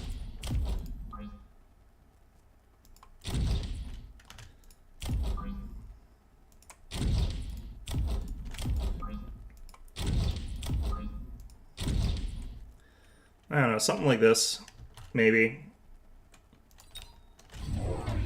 What's he going for his chaff? He's also going crawlers, yeah. Sort of problem I've got here is I don't think the Void Eye is really good into much of this. Like, theoretically, Void Eyes are probably good against Arc Lights, but... Wow, that really sucked. So here's the thing, like, I can just take the upgrade whenever I want and, like, just instantly beat these guys, so I'm not actually, like, that concerned about this in any real sense there, but it's still kind of annoying to have to take that upgrade for my Mustangs. Or I could even just not take them if I wanted to. Phantom Rays, that actually is really tempting here. I know what a lot of people do is they'll actually take the more expensive unit and then they'll just sell it immediately, and that actually, like, can be very, very powerful. But it's hard for me to actually do that. They've got the Quick Supply Specialist. Okay. Kind of wondering, like, do any Giants do particularly well against these things? And it's probably Wormageddon. Do I want to try that? Not really. Let's go for Raidens. Not because I think this is necessarily good, but because I think this might be interesting.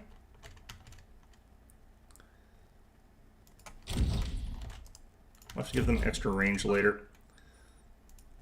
Because where we put them, they're going to take a while before they can actually fire. Alright, he's gone for mass numbers and he's gone for Phoenixes. That might actually trade very well into me.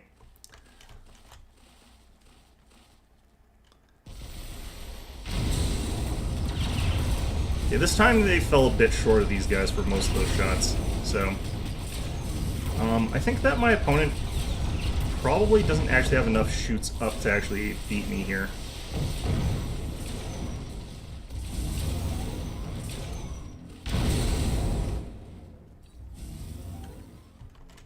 If I can get a leveled Raiden, that would actually be really scary for my opponent, I feel like.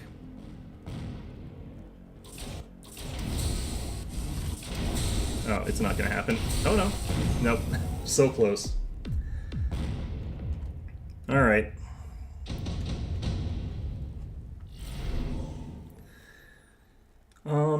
A missile strike would be potentially really good here. I'm gonna take it. Just lets me drop it, like, right here, and that sort of, like, messes with my opponent pretty badly. I'm actually gonna get another kind of giant. I'm just gonna keep getting new giants, like, every turn, basically. Just because I think it might be really funny, more than anything. I could get an Overlord this turn. Like, what's the point of Giant Specialist if you're not going to do this sort of thing? Realistically speaking. Like, obviously this is the way you play Giant Specialist. It's not. Like, this is not probably... Well, maybe it is. I have no idea.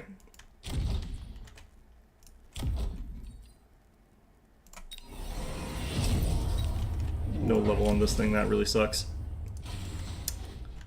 He just went for, like, a ton of Phoenixes. Oop.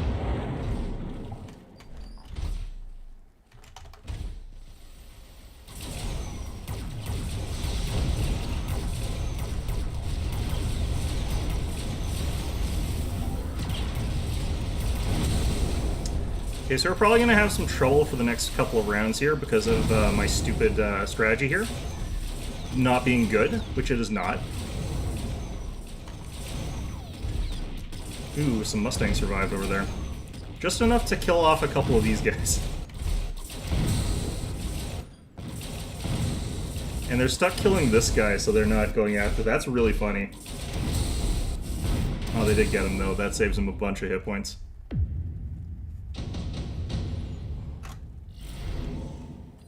Okay, we'll take the supply enhancement.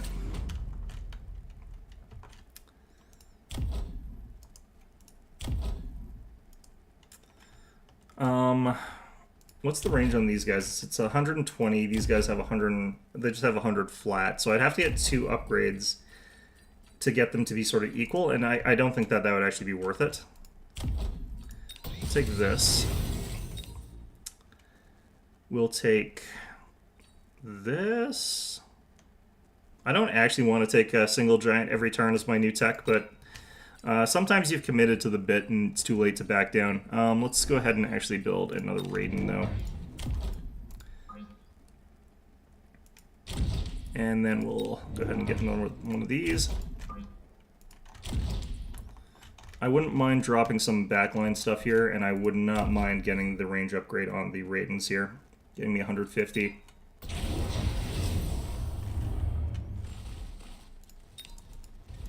He's got Quantum Assembly? He has got Quantum Assembly. I haven't seen that in a while. It's not a typical sort of choice, in my experience. What my opponent actually just needs to take is literally just more, like, anti-chaff, and then he'd actually be fine.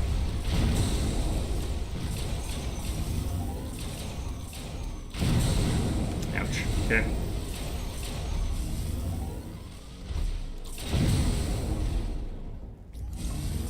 I do know there's a limit to quantum reassembly, but, like, I can't remember what it is. Okay.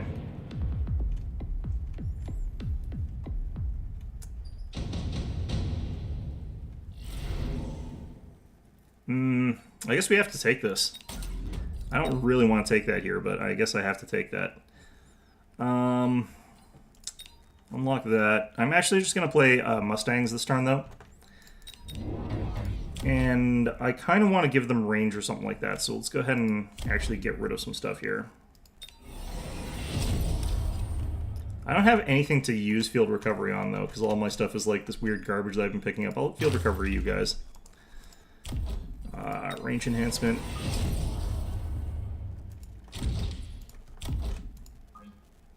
Alright, I think this is like a terrible strategy that I'm going for here. That's bad and will probably get me killed, but I am having fun with it, and that's what's kind of important in instances like this. You're trying out shit, and sometimes it's really funny and is bad. And I think that we're in that category of stuff right now. Okay, that triggered in a way that I did not expect it to necessarily.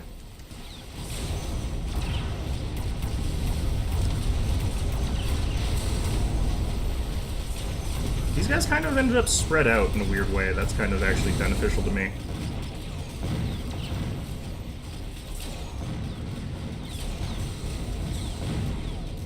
Okay, we went from getting, like, kind of stomped on to, like, stomping, so...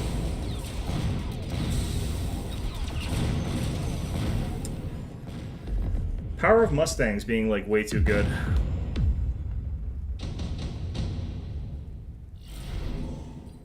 Okay, could get some marksmen, we can get some wasps, could get some hounds, we could get some saber-tooths.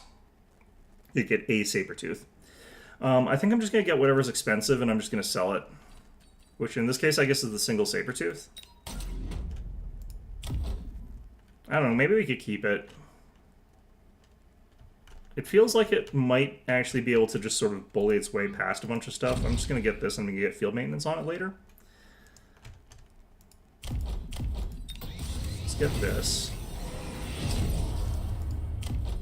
Upgrade all 3 of these because now they're just kind of broken. We'll research this, even though we're not going to do that. And I think we'll go ahead and get 2 more units of Mustangs because at this point, why not?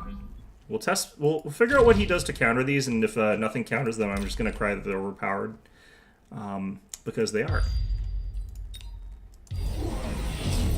He's gone fire on Stormcallers. That's interesting. I can keep a Sabertooth as a treat, yeah. Like, fire here can work. The problem is, like, if I just get, like... This only works for the one round, because this will light on fire, and he's not going to have it anymore. And I could, at this point in time, really just get the anti-missile tech. In fact, I could get anti-missile tech on a bunch of Sabertooths, because I've got Sabertooths now. The funny thing about that fire is, like, it might actually be doing a lot of damage to him, too. And the danger unit that he has to worry about isn't that, it's actually this Raiden.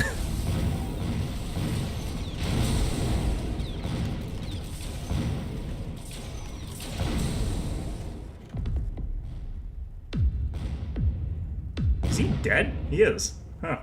Alright. Okay, so my opinion is increasingly, I think that Mustangs might be overpowered, but I'm a low elo player, I don't know, what do I know?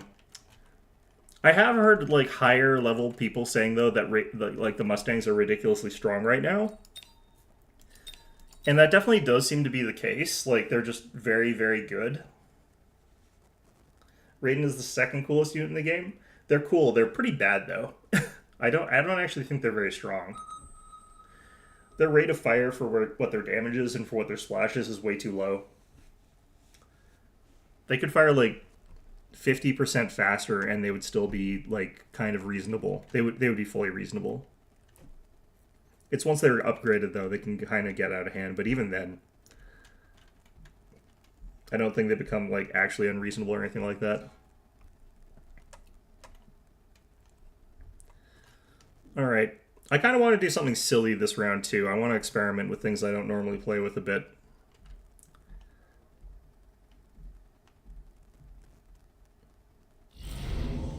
Okay, training spec for what we're doing here?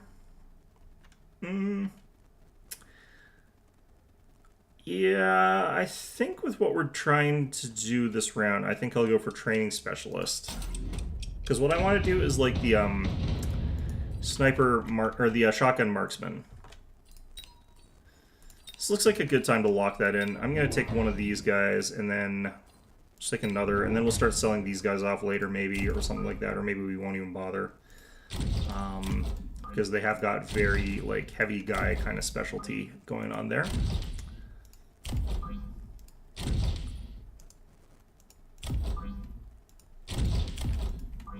So we're going to get the shotgun marksman being like our sort of tanky forward unit. And then we're going to have our Mustangs take over as our like long range unit there. And then these guys, I guess we'll just have them exist. I have like no AoE against anything. Like these guys are going to wreck me. But that's fine, because next turn we'll have a bunch of shotgun marksmen, and they'll be able to take on a bunch of the stuff much, much more effectively.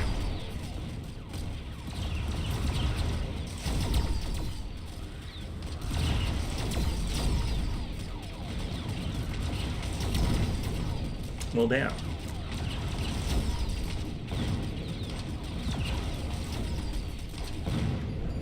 Okay, so we are going to take some damage. We're not going to get hit that badly. Well, actually, it was pretty badly, but...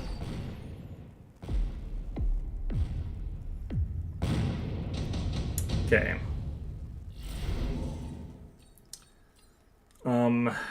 Sledgehammer is going to help us out a lot here from the position we're in, so would the Wraith. I kind of am feeling like the Sledgehammer is probably the safer call here, but I'm going to go for the Wraith. The fact that we're spending here is kind of bad because I don't actually want to, technically. Because I think that this is 150, yep, and I have to spend 200 on more marksmen. But that's fine. So we're going to use this thing as a kind of, as our sort of, like, crowd control unit. What is the speed of these guys? 8? These guys are 10, so I have to move these guys back a little bit more. Probably here's fine. Over this side, I have to decide what I'm going to do here. We'll do this for this turn. I'm not going to ramp into my strategy fully until next turn, so we're just going to take one of these guys. And I wouldn't mind another Mustang unit, but...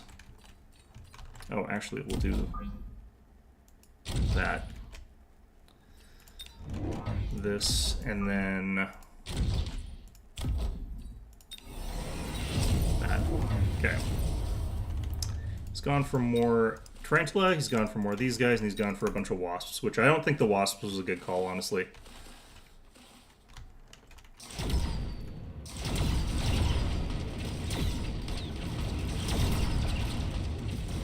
Yeah, he clears through chaff faster than I do right now.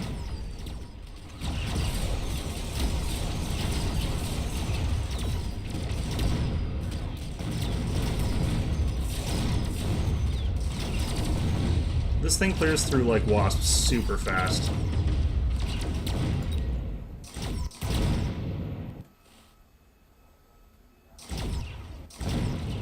Oof.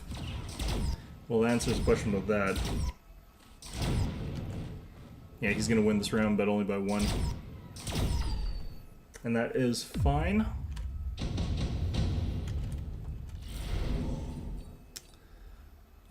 Unfortunately, we're not going those.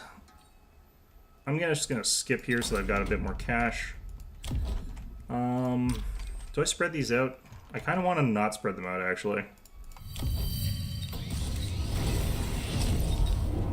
Okay. So we've committed to the bit.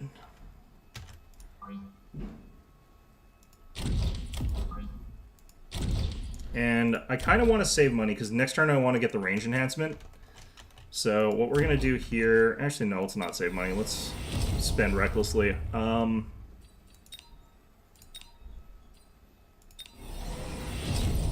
Okay.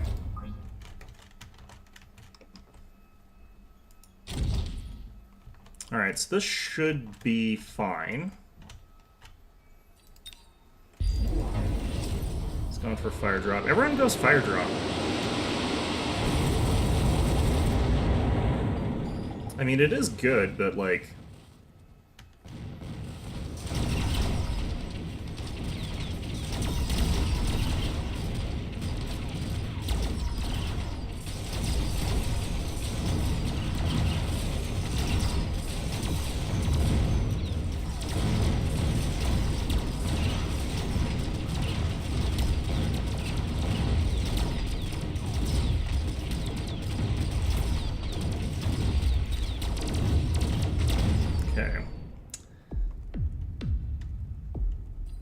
I never feel like it's a good idea to buy those, even though it probably is under a lot of circumstances, like the call-ins.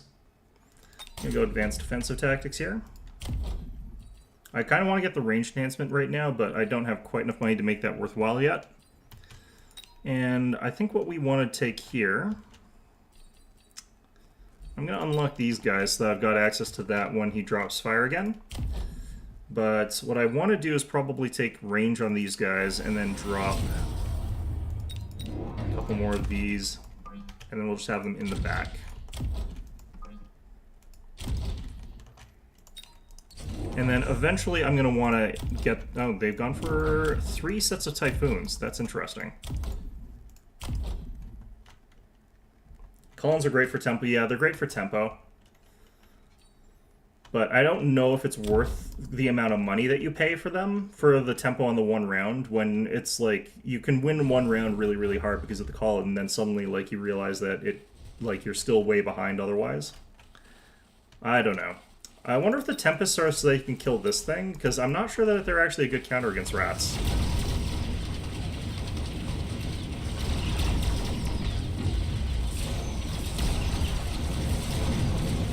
The Shotgun Blast still, like, wiping out a whole bunch of these guys is actually really good to me.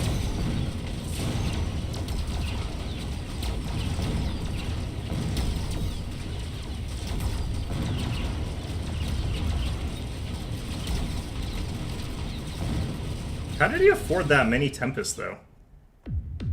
Because did he just get 4 of them? I feel like they just pulled in 4 of those. Alright, Orbital Jav, not quite. Decreased tech cost? I think I'm going to get 2 techs.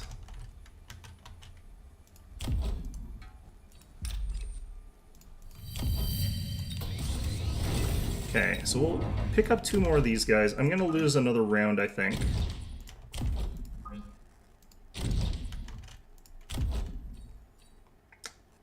I don't want to do that. Let's go ahead and get this. Okay, I can still afford this, so I will.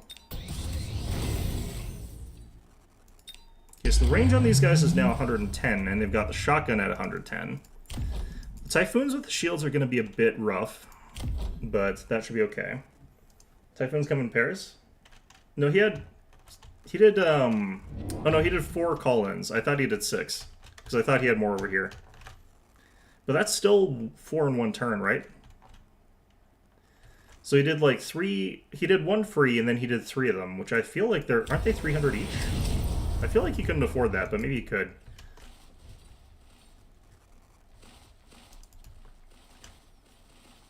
I need to get the spread out crawlers.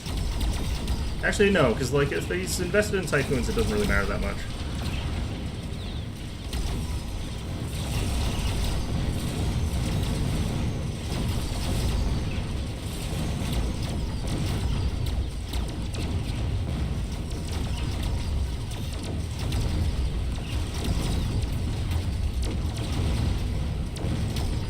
This is another instance where, like, I wish I could take the, thing that makes my units more armored, but, like, these things don't really care, because I think their damage is still high enough that they'd actually just ignore the armor.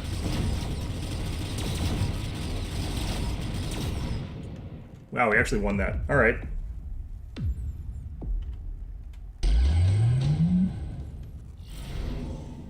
Okay,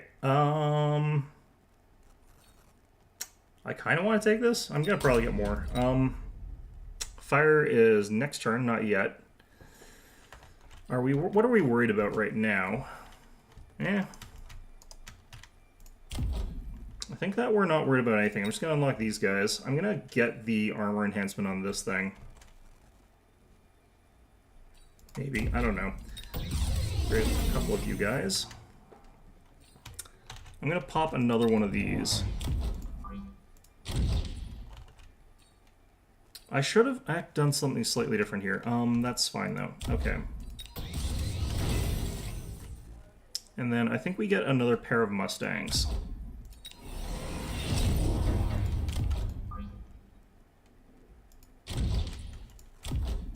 Actually, we'll put them inside.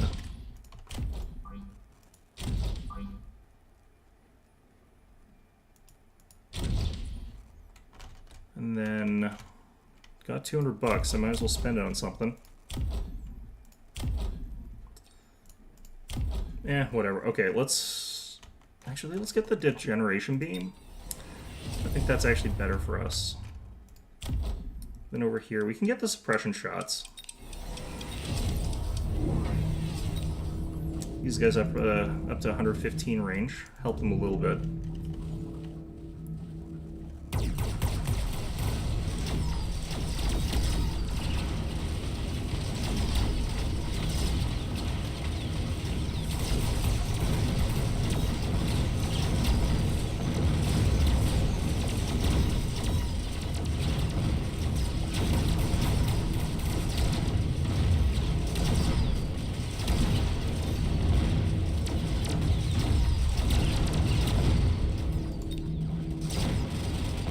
Yeah, okay. Just rolled over them that time. Both have double efficient tech.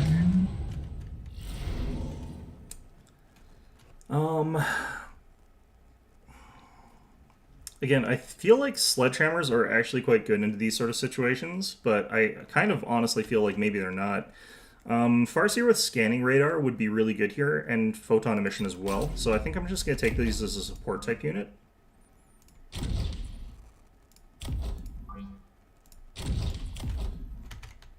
Put you kind of there, put you kind of there. What we're going to focus on is actually upgrading to these guys. If I got both of these upgrades, that would make these guys super, super obnoxious to deal with. He would have to get Electromag, but he would just counter that with Electromag, so I don't think I do that.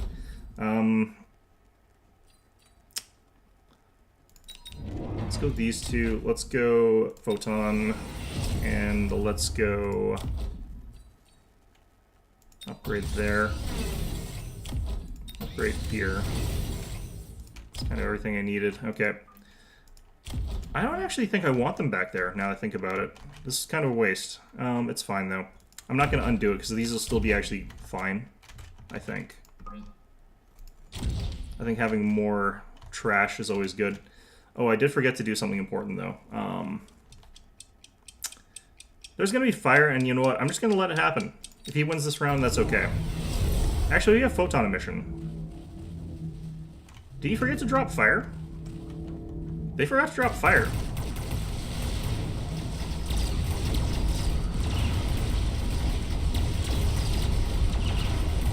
Okay.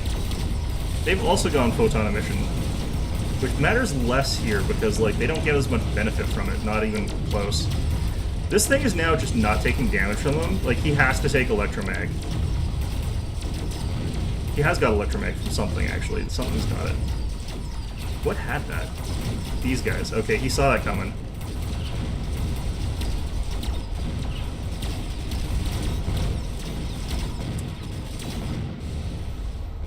I wonder actually what the electromag is for, because he took that early.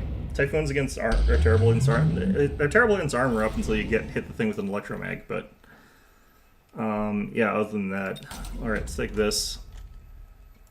Okay, I've got another opportunity to redeem myself by taking something that'll block all the fire that's inevitably about to spray all over my face, but since I'm not intelligent, I'm not going to actually remember to do that, so we're going to start with that, and then we'll figure out what to do from there.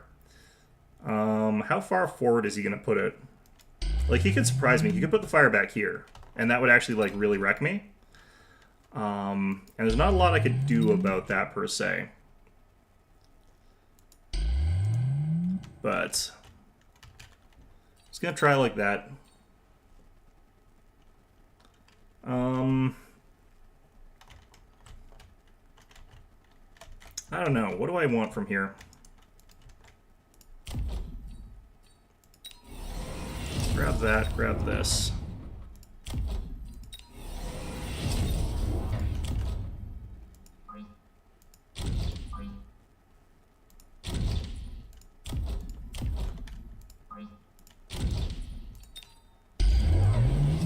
Okay. Yeah, that's a pretty good spot for them to put that, but we'll block some of this.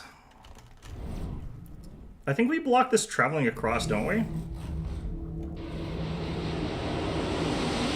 So that means there's still going to be oil there next turn. Fortunately, not very much of it, but still.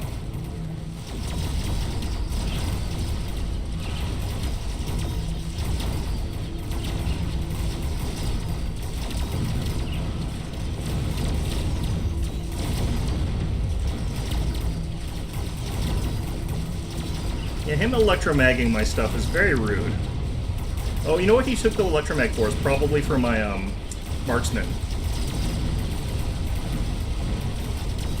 Because if you get rid of the marksman assault bonus, they lose all their hit points. Is he dead? Pretty close. Okay, so there's this little divot of fire there, but or oil there, but I'm not going to worry about it. Okay. This is not helping at all with my hypothesis that Mustangs are broken. This is not, like, removed that indication in my head, like, even a tiny little bit there so far. So, good to know. I'm going to pick up the Raidens. Not because I think they're good here, but because I think that this is a interesting way to do things. I'm going to stop leaning into these guys a little bit.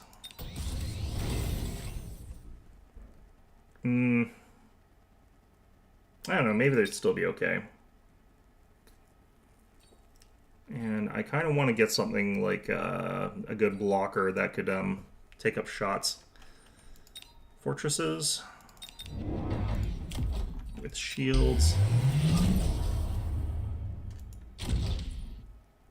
So these things should, like, wander up front here and just make it so that the marksmen are not getting shot at, because this has less range than the marksman by 10. And I'm going to just drop this on you. And then I'm going to try and close this out here.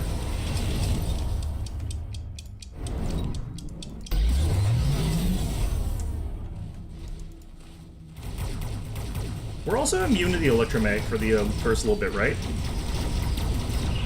So I actually don't think I even have to care as much as I normally would.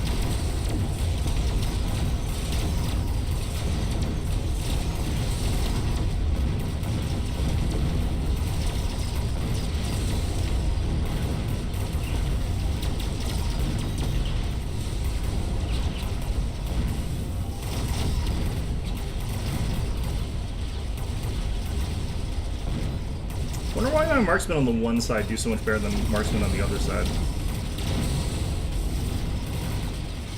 Oh, I'm gonna die this turn. I'm not dead, but like I'm gonna lose this turn.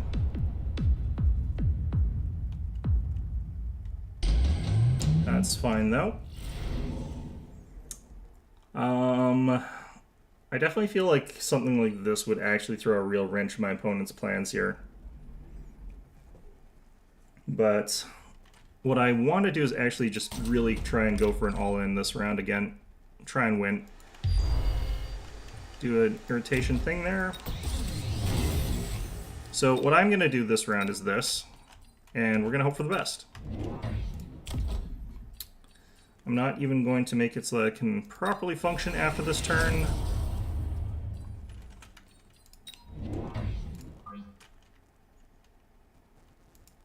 This is just all in.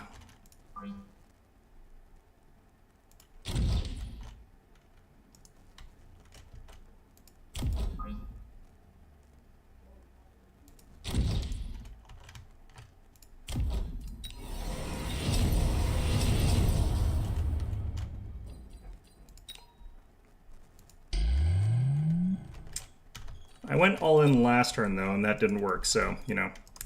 Okay, they're going for the airdrop Vulcan. There's a couple spots where that could actually be really irritating.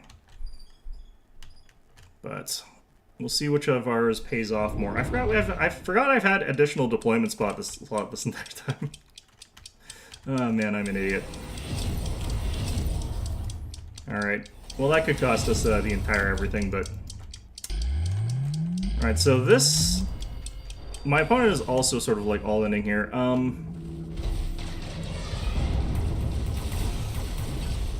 Not 100% sure why they put that there, of all places.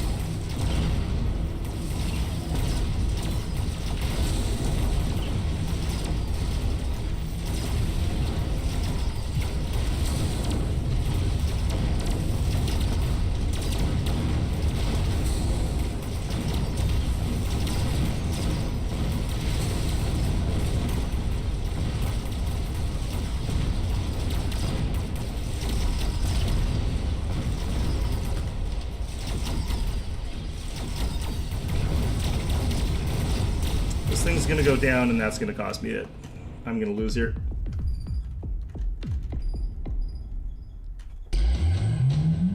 Okay. Somehow I'm still in this, and my opponent is also still in this. This is, you know, one hell of a thing. What do I need to break through all this? Honestly speaking, it's, I need this. Okay.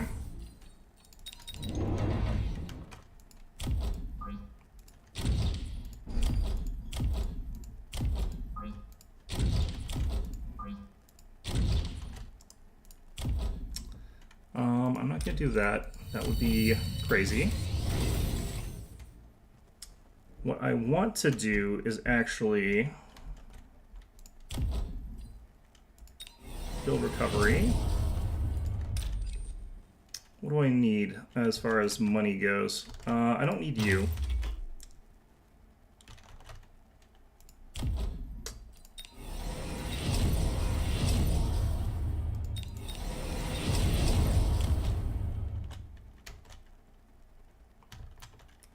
Okay.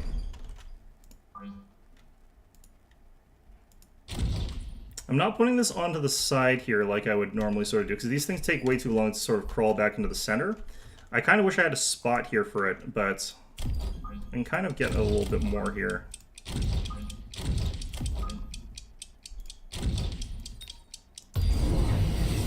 Okay, these won't matter too much either for me, but they will, in fact, distract the ever-loving hell of my stuff, just like this stuff's going to have the ever-loving hell distract out of it. But that'll pull it towards the center, which is what we want.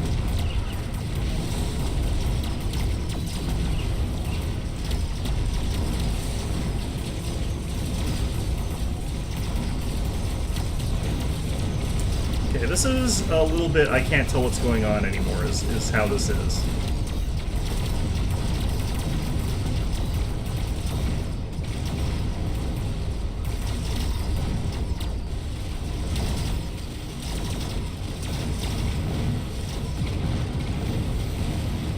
Okay.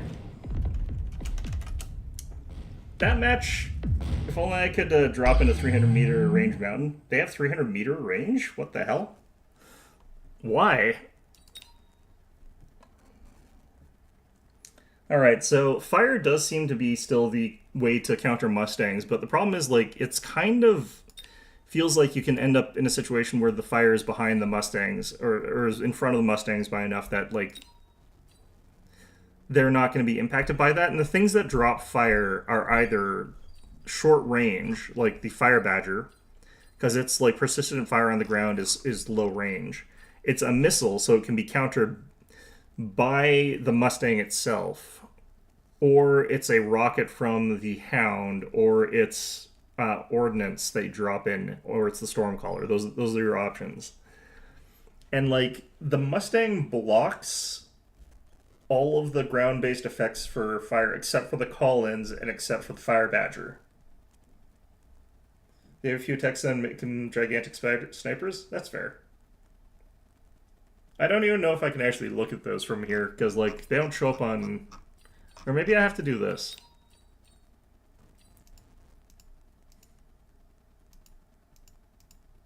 I never play these game modes, so it's like...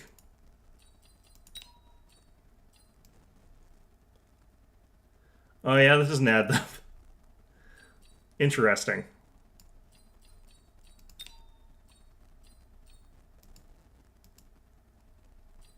Huh.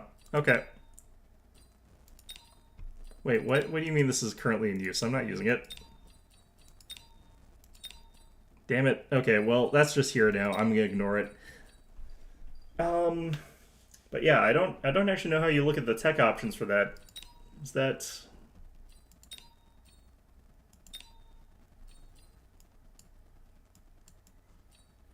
Maybe I just have to play the game mode.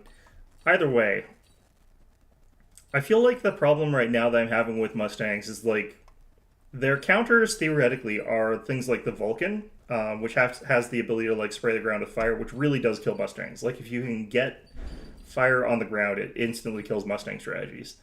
The Stormcaller can do that, and the Hound can do that. But if you take the anti-missile tech on the Mustangs, you counter the things that counter them. So at that point in time, you're looking at the Vulcan's main attack, which is shorter range, and which you can sort of get distracted. Like if there's other things in front of the Vulcan, then it doesn't get to attack the Mustangs. Maybe you can check it out in the test mode? Maybe.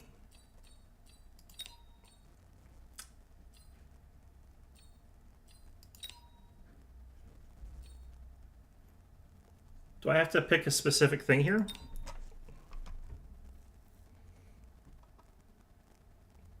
There's a single tech that gives, like... They would not do that for the single player, for the standard, like, 1v1, though. That's there for a different game mode, purely. I do not think they would transition that across there. That would be crazy if they did. That would be, like, not very good. But yeah, like more and more and more, I'm thinking like the Mustang is actually like kind of hard to deal with, and I'm wondering what it is that like you're supposed to use to deal with like mass Mustangs, because you can't do any air stuff. Like obviously, like you should be able to use the Wraith, and you should be able to use the plated armor, but then you actually try that, and what happens is they take the increased bullet damage, and it just kills your Wraith anyway. I do not see it here. I think I have to go into a different gaming mode. Here we go. Okay. So here's the Death Knell, the Mountain, and the Void Eye. No, wait, that's normal Void Eye. Death Knell, Mountain... Death Knells are bigger than mountains? Interesting. Is that the only things that I'm not used to? I think so. Okay, let's see what we're looking at here. Okay, so you are just a bigger melting point. Text for this guy. It's got 115 base range. Range increases normal. This is literally just a normal melting point. Okay. Yes, this is basically just a normal melting point. For you, you've got the gun launch missile. What does this thing's basic attack look like here? It's got... this looks like the Thor. This is a definite knockoff of the Thor. Launches a rocket from arm cans every 15 seconds. The rocket has a range of 180, causing 22,500 damage within a 25 meter... What the hell kind of... Okay, damage increased by 22,000. Yeah, okay. How often is this? Every 15 seconds? Okay. Blocks 1,000 damage when attacked. The damage blocking effect increases with the rank. Blocks 1,000 damage when attacked. What does that mean? Does that mean per hit? Because if so, that's kind of crazy. 15 rays is obscene. 15 rays is kind of obscene, but like doesn't matter tremendously at the end of the day. By contrast to what the mountain is getting. I feel like this is way weaker in terms of what its upgrades are doing than whatever this bullshit is. This is absolutely nuts. Like, yeah, mountain plating is not reasonable at all. Like, what can even penetrate that? Does that even, like, can you even deal damage to that with one of the Sabertooth's shots? Oh yeah, no, I guess a Sabertooth can, because it's 7,000. This isn't 10,000, is it? It's 1,000. So you're shaving off, like, an eighth of a Sabertooth shot. So I guess that's not as bad as I thought it was for some reason, but that's still pretty bad. Increases range by 40, 10 times the normal armor value. Yeah. Like, that would require... You wouldn't be able to damage that with a max-level Mustang, and that would solve the Mustang problem. Increases range by 40, splash range by 3, and each attack fires 16 shells in succession, and shells spread out over a wide area, but attack control increases attack control by 300%. Okay, I don't love that, actually. Actually, no. Do they mean 16 shells in succession means that you fire 16 times as much damage in that time period? Okay, that might actually be more damage per second, even with the increased... Okay, yeah, that's actually really good. There's the increase. Okay, but decreases attack by 75%. That's a lot of reduced attack. So there's something to taking that makes that like a choice. I think that's actually kind of still not reasonable, but is, you know, what it is. Smoke bomb. 45 smoke bombs every 10 seconds? What the hell? This is not designed to like actually be used in games, I feel like. Smoke bombs have a maximum range of 180 and a minimum range of 60. The range used within smoke reduced by 35%, so it's average smoke. Photon loop every 30 seconds covers the unit with photon coating, decreasing damage received by 30% within 15 seconds, and grants immunity to electromagnetic ignited acid and degeneration beam effects. I feel like this is actually pretty bad. This one actually does not seem like that's very good, because if you're trying to like block electromag, what's going to happen is that like you're going to get hit by a bunch of electromag, you're going to shrug it off, and then 15 seconds later you're going to start taking electromag, and you're going to lose photon loop, and that means that you'll lose the ability to block electromagnetic effects, and it just stays down at that point because you're going to keep getting hit by electromagnetic effects. So I don't really like that much, but yeah, I mean it could have been worse, I guess. It could have been better if it like created a specific type of like you take a electromag hit and you can shrug off a certain number of them and it sort of recovers a certain number of charges, but that might be a little bit more complex to program. But either way, I'm not going to use that thing. I guess we'll just surrender. I'm not sure how that counts for testing, but you know, if that's how they want to play it, fine, whatever.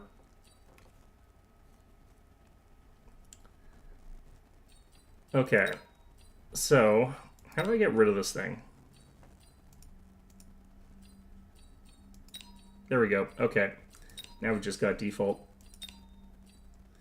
All right, do I want to play some more? I'm thinking I might call it. Like I said, today I'm on vacation. I'm gonna go like eat some steak or something like that for dinner. Relax, drink the rest of this absinthe. Probably not the rest. Maybe I'll drink the rest of it. I don't know. It'll be fun next patch. I like the unit. There's no way the stats are gonna be like that as is in the main game. They're definitely gonna have to change it a little bit for play in the standard because it's way overtuned for some of those abilities there. I do think that like you could still kill it though. Like at the end of the day, as long as you can latch onto it with a melting point, that does kill it still. But it's still yeah, it's a little bit obscene. I don't know. I haven't figured out the Abyss. Have they upgraded this thing yet? Like, it's garbage last time I tried it. Because the problem I had with this thing is, like, the beam is so narrow that it just doesn't actually do anything. I would love to know if there's a person who's figured out how to do this thing correctly, because it feels super weak to me. But yeah, in any event, that's going to be it for today. Hope you found this one enjoyable. I'll be back on Monday with Persona 3 Reload. But yeah, hope to see you guys all next time.